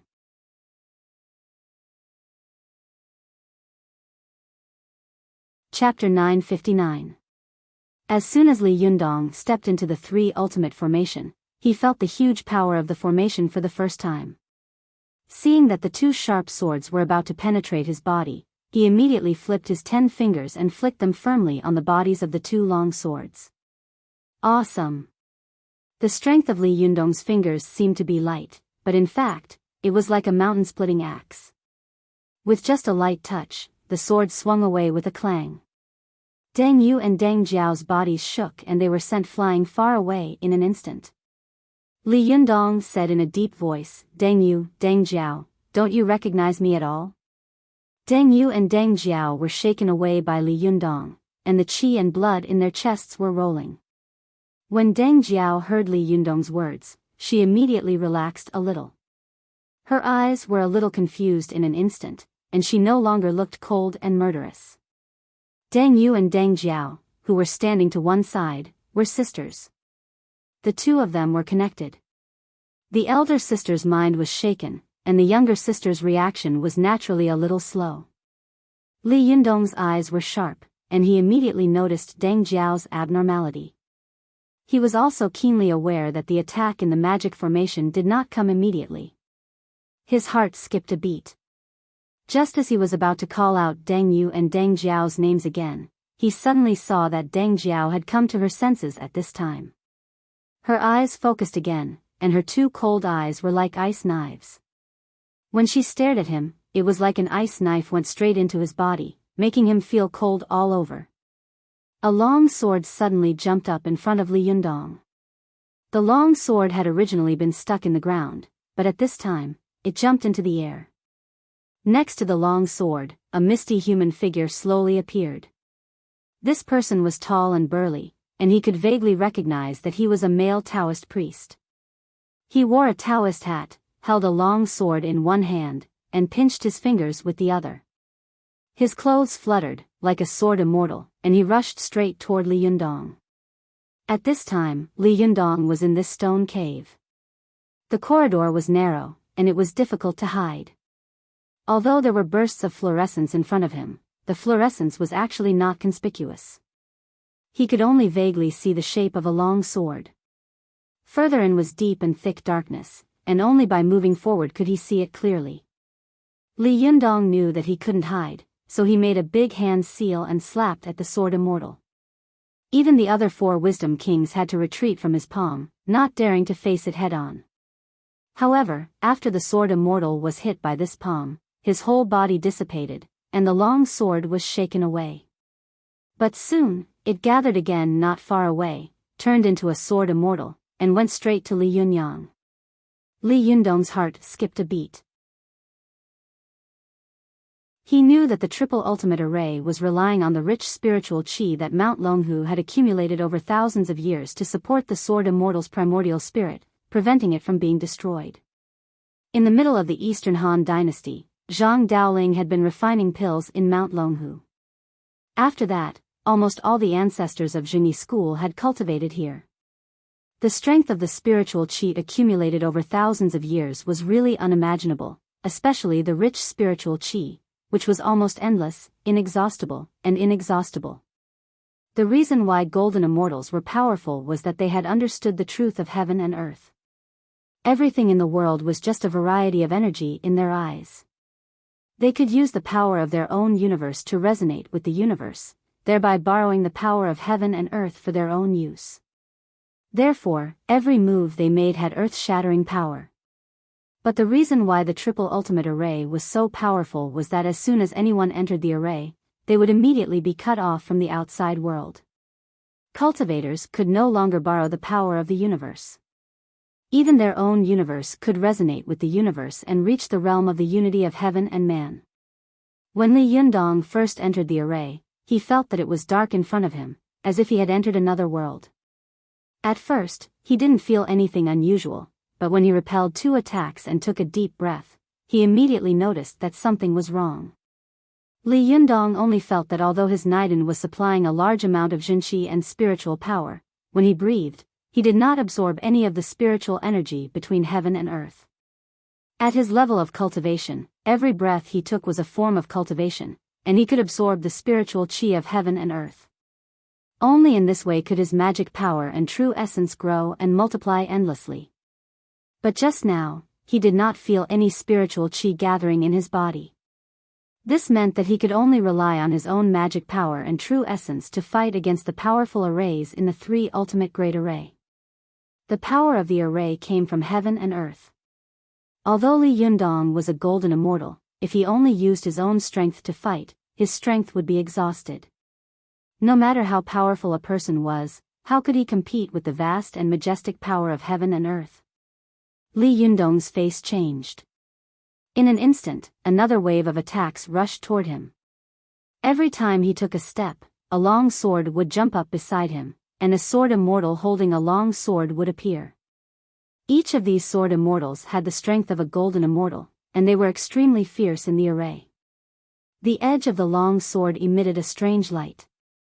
As long as it touched Li Yundong's body protecting Jinshin, it could immediately penetrate him. Li Yundong gritted his teeth and struck out again. This time, the spiritual power and Jinqi of his palm were so thick and condensed that it seemed to be solid. It was like a golden palm of flesh slapping in front of him. Several sharp swords in front of him stabbed at him, and he could even see the dents and traces of the swords piercing straight into Li Yundong's palm. Li Yundong saw that after the big handprint was split by the 2 sword immortals from the left and right, it did not stop moving. It split into 2 sides and chopped down toward his shoulders. His body didn't move, and in an instant, 2 arms appeared on his shoulders. It was the incarnation of the Jinshin Yang spirit, and it blasted toward the 2 golden immortals. Although the cauldron of the human body could produce a temporary change through the internal organs and the circulation of blood and qi, it could not be like the golden body of Yang spirit, which could be ever-changing, long or short. Li Yundong's 2 arms seemed to be the same as ordinary arms, but the moment they were thrown out, they suddenly increased in size. They hit the bodies of the 2 sword immortals on the left and right, and in an instant, they were blown into countless pieces. But as soon as they were smashed, the figures of the 2 sword immortals gathered together in an instant. Li Yundong took a step forward with the bombardment, and then another sword jumped out with a clang. In an instant, another sword immortal appeared with a long sword in his hand. Li Yundong took a deep breath and thought to himself, the deeper I go into this magic formation, the greater the pressure and the greater the power. If I turn around and run out at this time, I wonder if I can escape. As soon as this thought came to his mind, Li Yundong was shocked. He suddenly realized that the most terrible thing about the Sanja formation was not only that it could block the top masters from sensing and merging with heaven and earth, but also that it could put a strong psychological pressure on the people who entered the formation. As long as the people who entered the formation had the idea of escaping and put it into practice, it was equivalent to destroying their Taoist heart, and the Sanja formation would instantly kill Li Yundong. For a cultivator, there was nothing more terrible than the destruction of their Taoist heart. Li Yundong forcibly suppressed this idea. He took a deep breath with a hiss, which was long and full, as if he wanted to suck out all the air in the cave in one breath. He shouted, stamped his feet, and rushed into the depths of the cave like a cannonball. Since he couldn't retreat, he might as well go forward. As soon as Li Yundong moved, countless precious swords that had been used by the ancestors of the Zhengyi school jumped out of the cave. They shone in the air of the cave, like a bright galaxy of sword rain. When Ziyuan broke through the formation, there was no Deng Yu and Deng Jiao presiding over it.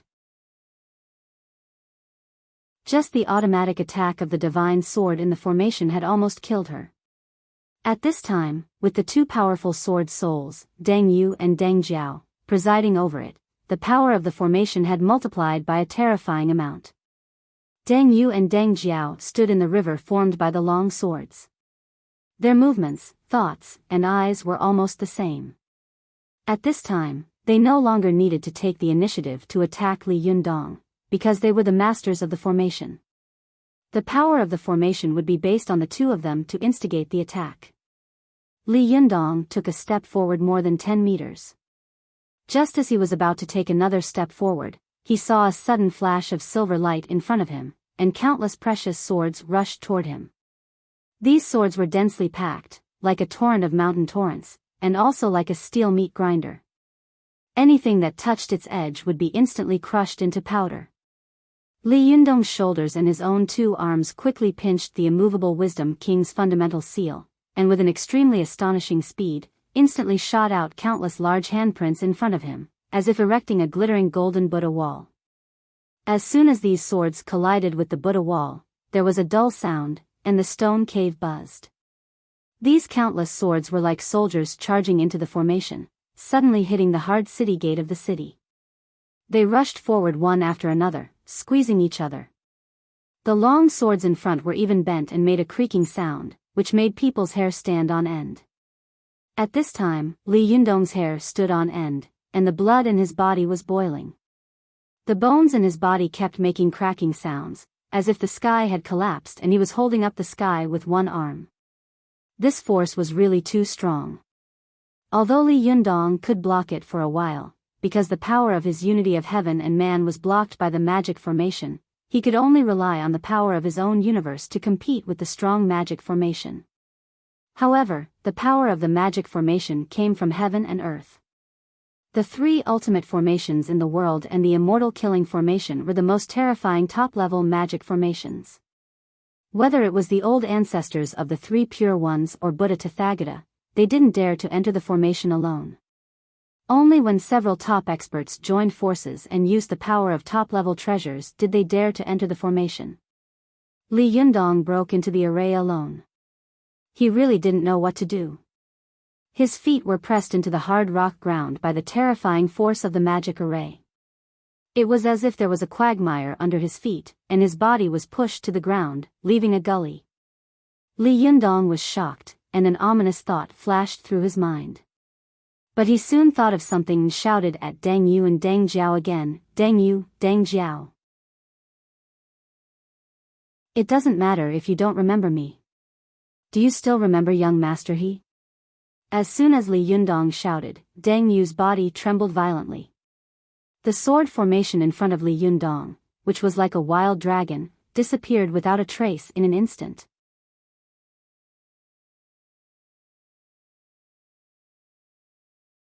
Chapter 960. As the sword soul in the Sanja magic formation, Deng Jiao's every move, thought would affect the power and function of the magic formation. When she was called by Li Yundong, she was so shocked that countless memories appeared in her mind in an instant. Please remember me. These images included the scene when she had just met Li Yundong at school, the nightmarish memory of meeting young Master He in the hotel, and some extremely hazy memories of being reborn in the lotus pond hidden deep in her mind. In the previous magic formation, Deng Jiao had not been completely covered by the divine senses and thoughts of the immortals invited by the God-inviting spell. It was like a big dam that looked strong and majestic, but in fact, it was empty and had many loopholes. This was the principle of a dam of 1,000 miles being destroyed by an ant's nest. Deng Jiao had a very deep impression of Li Yundong, and it could even be said that he was one of the people who had left the deepest impression on her in the world. At the same time, Li Yundong shouted young Master He's name, and young Master He was also one of the people who had left the deepest impression on her in this world. When the two of them combined, they immediately broke through the big dam full of loopholes.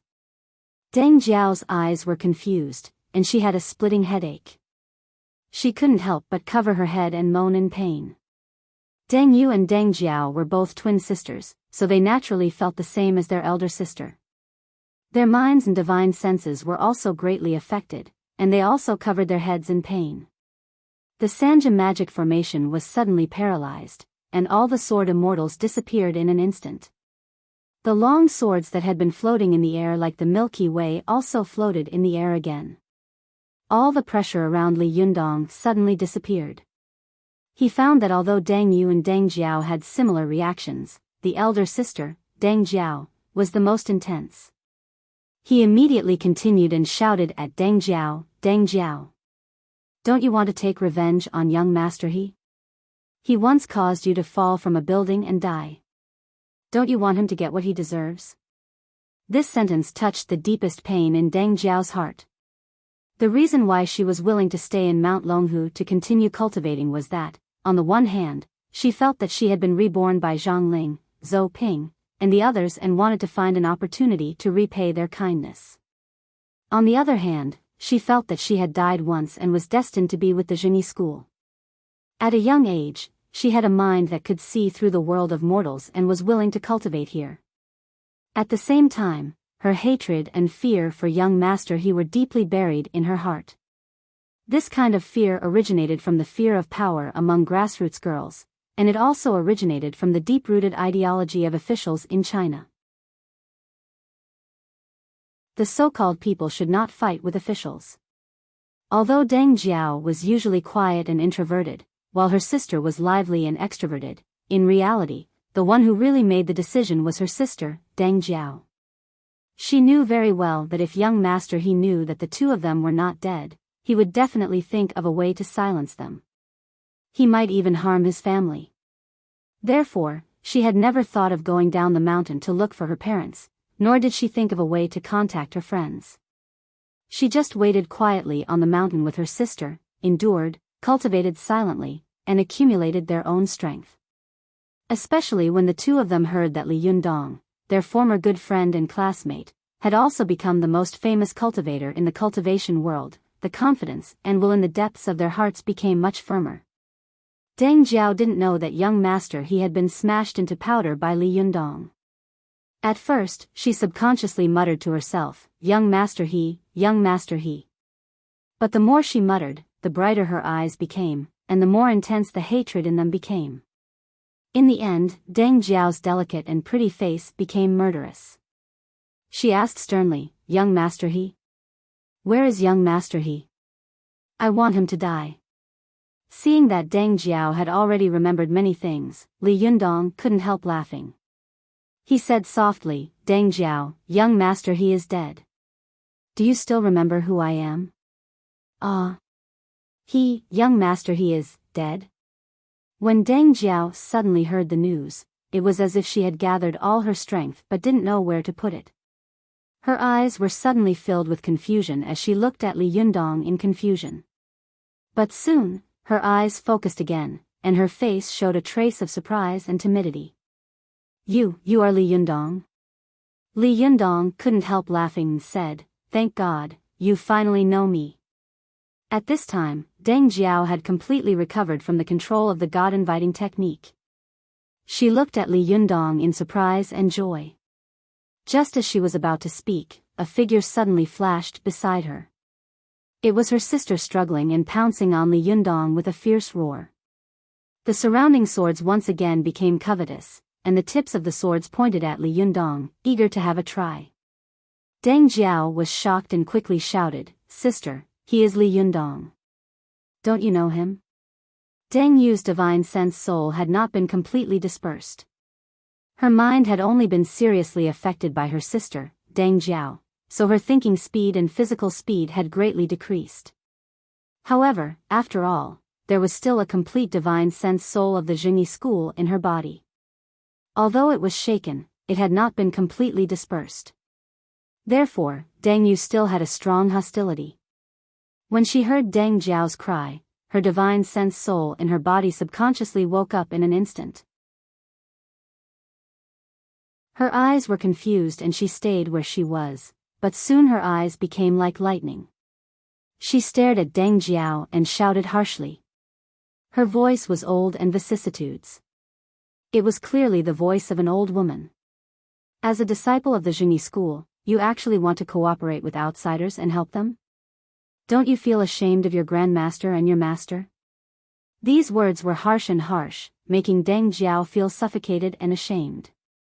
She subconsciously lowered her head. When Li Yundong saw this, he immediately understood that it was absolutely impossible for him to break the Sanja formation with his own strength. In the past, the three top masters, Ancestor Bodhi, Taishang Lao Jun, and Heavenly Primogenitor, had worked together with many powerful magical weapons to break the Immortal Slaying formation. Today, the power of the Sanja formation was definitely no less than that of the Immortal Slaying formation. It was also a magic formation that the Zhengyi school had painstakingly built for many years.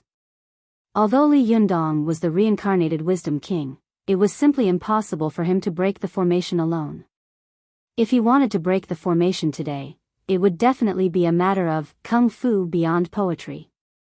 Therefore, Li Yundong immediately said to Deng Jiao, don't you want to know how young master he died?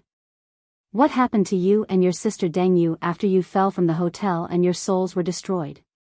Li Yundong's voice was calm and soft, like warm water, making the fear and shame in Deng Jiao's heart gradually disappear. She raised her head and asked curiously, Li Yundong, do you know? After saying this, her heart suddenly skipped a beat. She let out a cry and asked, could it be that you killed young Master He? Li Yundong looked at Deng Jiao with emotion and slowly told her what had happened that day. When he said that he had seen Deng Yu and Deng Jiao being forced to fall from a building and die one after another by young Master He had been so angry that he had chased after the car with his legs. Deng Jiao's eyes suddenly flashed, and she looked at Li Yundong gratefully and emotionally. Even Deng Yu, who had wanted to attack Li Yundong before, stopped at this time. There was some struggle on her face, and her eyes were sometimes cold and sometimes confused. But when Li Yundong said that he had caught up with young Master He, disregarding the might of the thunder punishment, and killed young Master He in a rage, not only did Deng Jiao let out a cry of surprise and cover her mouth with her hand, even Deng Yu was suddenly moved. As if she had gotten to know Li Yundong again, she looked at him up and down seriously. Li Yundong talked all the way. He was very eloquent, and when he talked about his own things, it really made people feel like they were there and empathize.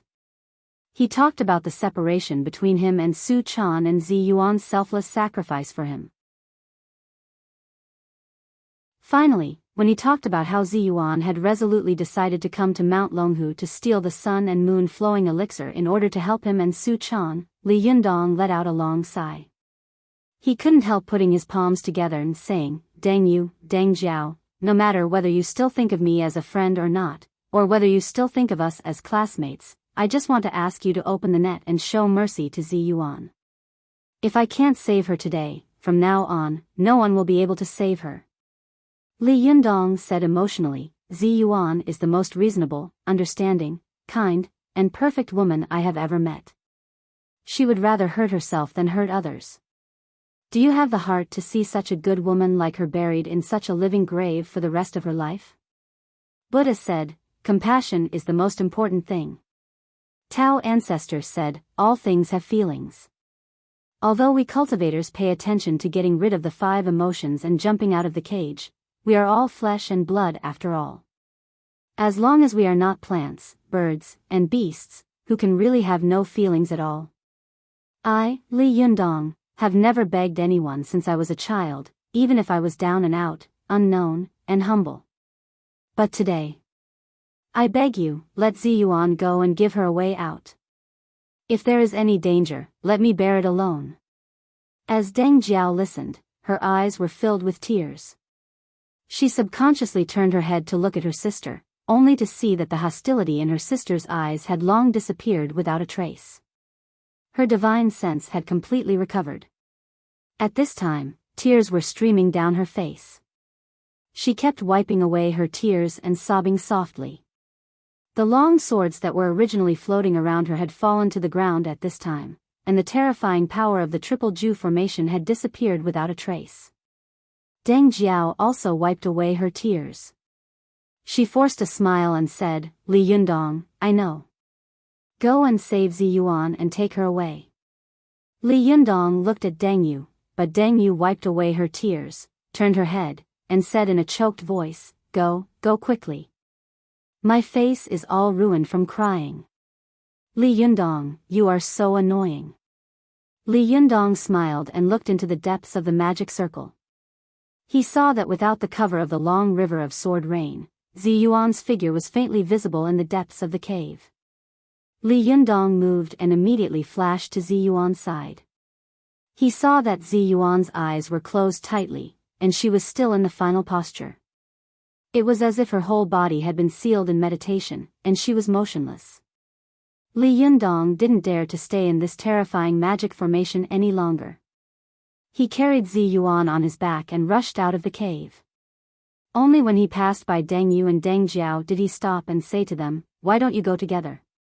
Otherwise, won't you be punished according to the rules of the sect if you stay?"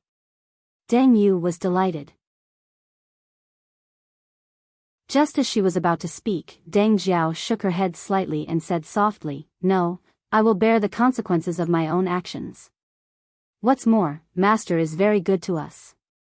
She won't do anything to us. Li Yundong, you'd better go quickly, in case something bad happens." Li Yundong was indeed a little afraid of staying in the Sanja formation. Although he was invincible in a one-on-one fight, that was outside the magic formation. No one in the world dared to say that he was still invincible in the Sanja formation. Therefore, he was also afraid that trouble would suddenly arise. Especially when he saw that Deng Jiao was serious and determined, he felt relieved and said, "If you need anything, I will definitely come to help you. Or if you are not in the Jingyi school one day, you can come to me. Okay?" Deng Yu looked at her sister, Deng Jiao, eagerly. Deng Jiao smiled slightly and said, "Okay, it's a deal." Li Yundong smiled and nodded to the two of them. His figure flashed, and he turned into a blue light and flew away with Zi Yuan on his back. Alas, I've finally returned to Suzhou from Hong Kong and Shenzhen. I'm so tired.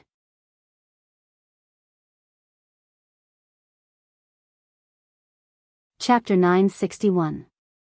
The moment Li Yundong flew out, Zhang Ling, who was outside the cave, flew in almost at the same time and brushed past Li Yundong.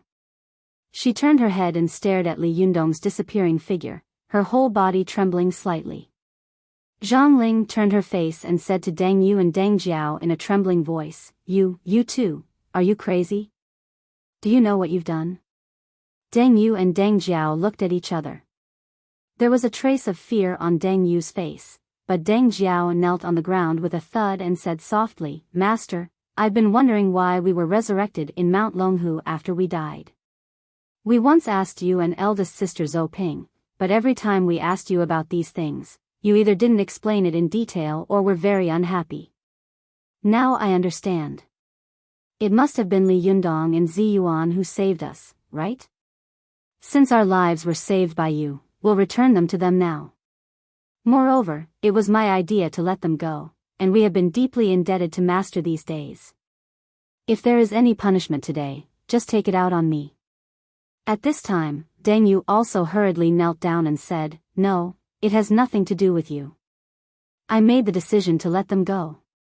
Seeing that the two of them had taken the initiative to fight for the blame, Zhang Ling couldn't help but roar angrily, "Bullsh*T, it's all Bullsh*T.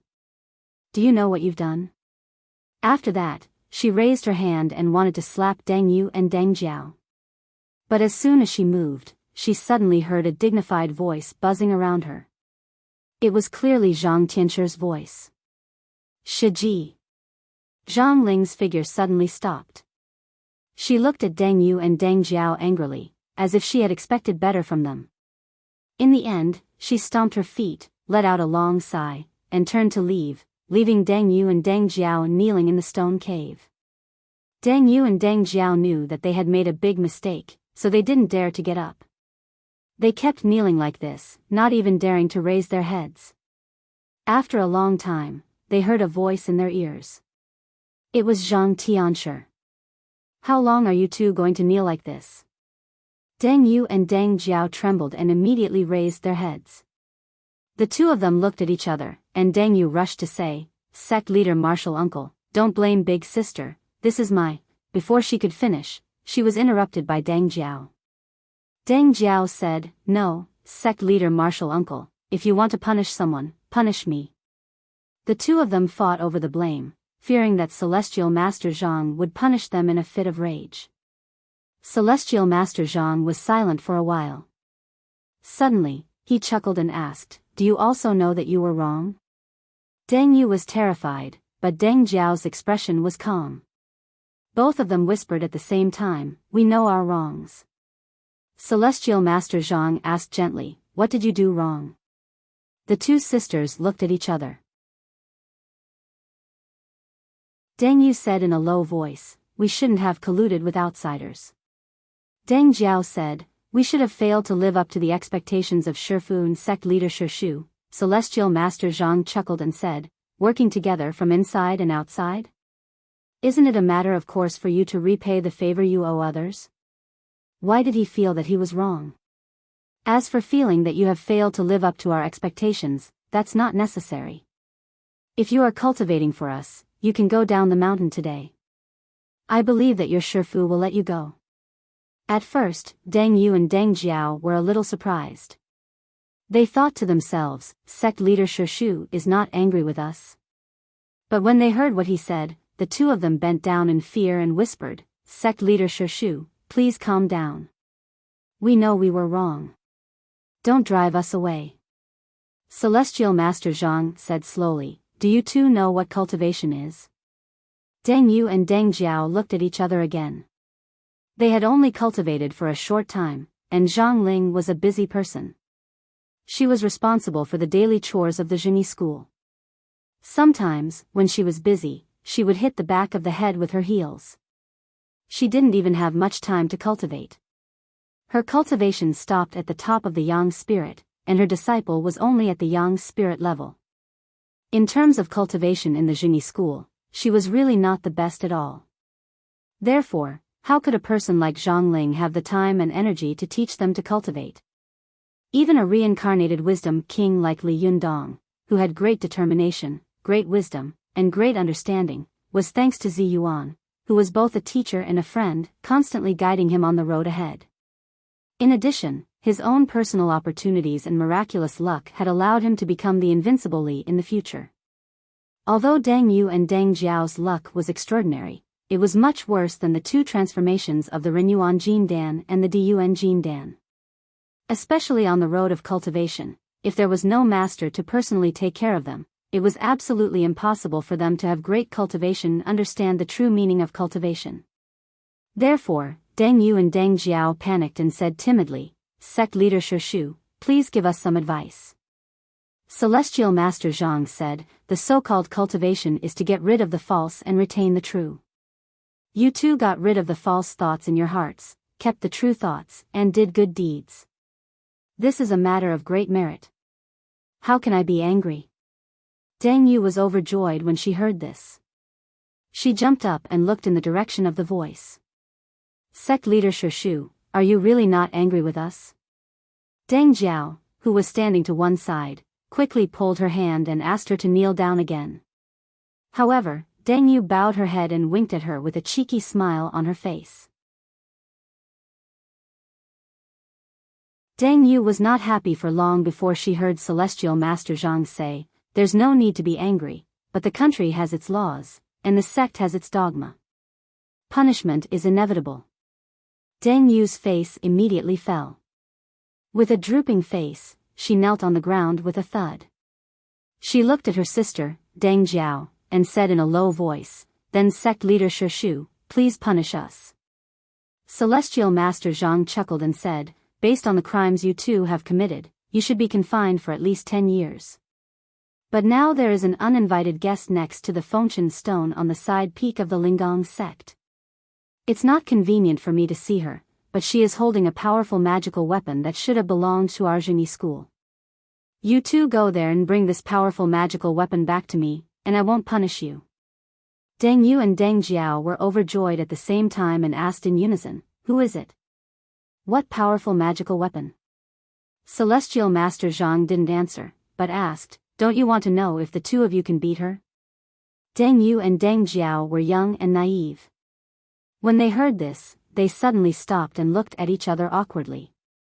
Deng Yu said in a low voice, "Sect leader Shu, since you want us to deal with her, I think both of us should be able to deal with her, right?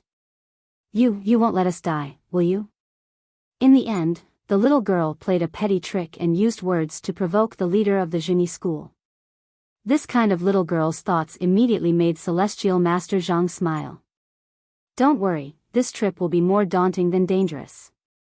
Although according to seniority, she should be your senior, and her cultivation is far higher than yours, there will be someone to help you. But remember, you must bring that powerful magical weapon back. If this powerful magical weapon falls into the hands of someone with evil intentions, there will be endless troubles in the future." Deng Yu and Deng Jiao listened to Celestial Master Zhang's casual words at first, but his last two sentences were extremely serious. They couldn't help but look serious and said in unison, "Sect leader Shu, don't worry. We'll go now. Sect leader Shu, please tell us what this powerful magical weapon is like. What's its name?" Celestial Master Zhang was silent for a while, then said word by word, "This powerful magical weapon is called the Glass Mirror of Heaven." While Deng Yu and Deng Jiao were fighting with Li Yundong in the cave, on the other side, on the tourist bus of Tiannan University, the students of Tiannan University were chatting and laughing. The past few days of travel had left a deep impression on them. Although Mount Longhu was not a particularly fun place for them, and many of them had even been to many foreign tourist attractions, it was the first time that thousands of people had gone on such a wild trip outside. Many people even became lovers because of this opportunity. Therefore, almost all the students of Tiannan University were very excited during this trip.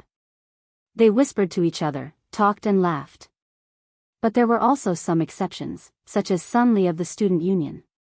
At this time, she was collapsed in her seat on the bus, her whole body looking like it was about to collapse. Li Yundong had launched this event with great heroism, and the people around him admired him for spending a lot of money on it. But although he was only the initiator of the idea, almost all of the specific matters had fallen on the Student Union of Tiannan University. As one of the most favored successors of the Student Council, Sun Li was naturally the one with the heaviest workload. Unlike Zhou Qin, who was a cultivator with an incomparably strong physical body and spirit, she was just a mortal made of flesh and blood. For the past few days, she had not been able to rest a single day. Countless tasks had been assigned to her, and she was so busy that she was overloaded. Only now did she finally heave a sigh of relief. But just as she was resting, her phone suddenly rang again. Sun Li glanced at the phone and saw that it was a call from one of her best friends in the student union. She picked up the phone and said weakly, "Hello? If you have something to say, report it. If not, dismiss the court." The voice on the other side of the phone was extremely anxious. Bullsh *T. You're still in the mood to joke around? Sun Li sat up immediately. What happened? She asked anxiously. The voice on the other side of the phone was almost shouting at the top of her lungs. Yan Hua is missing. Sun Li's heart skipped a beat.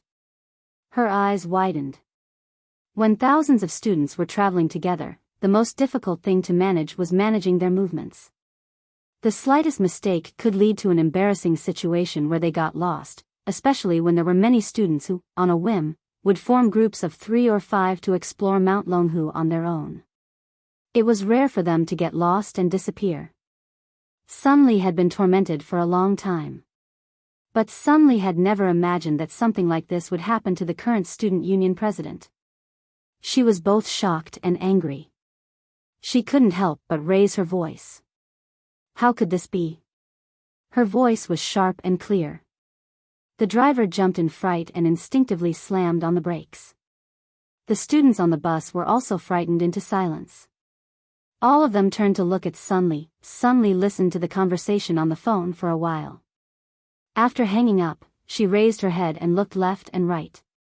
"Stop the car. Stop the car," she yelled in a flustered and exasperated voice. "Someone's been left behind." "Sunli.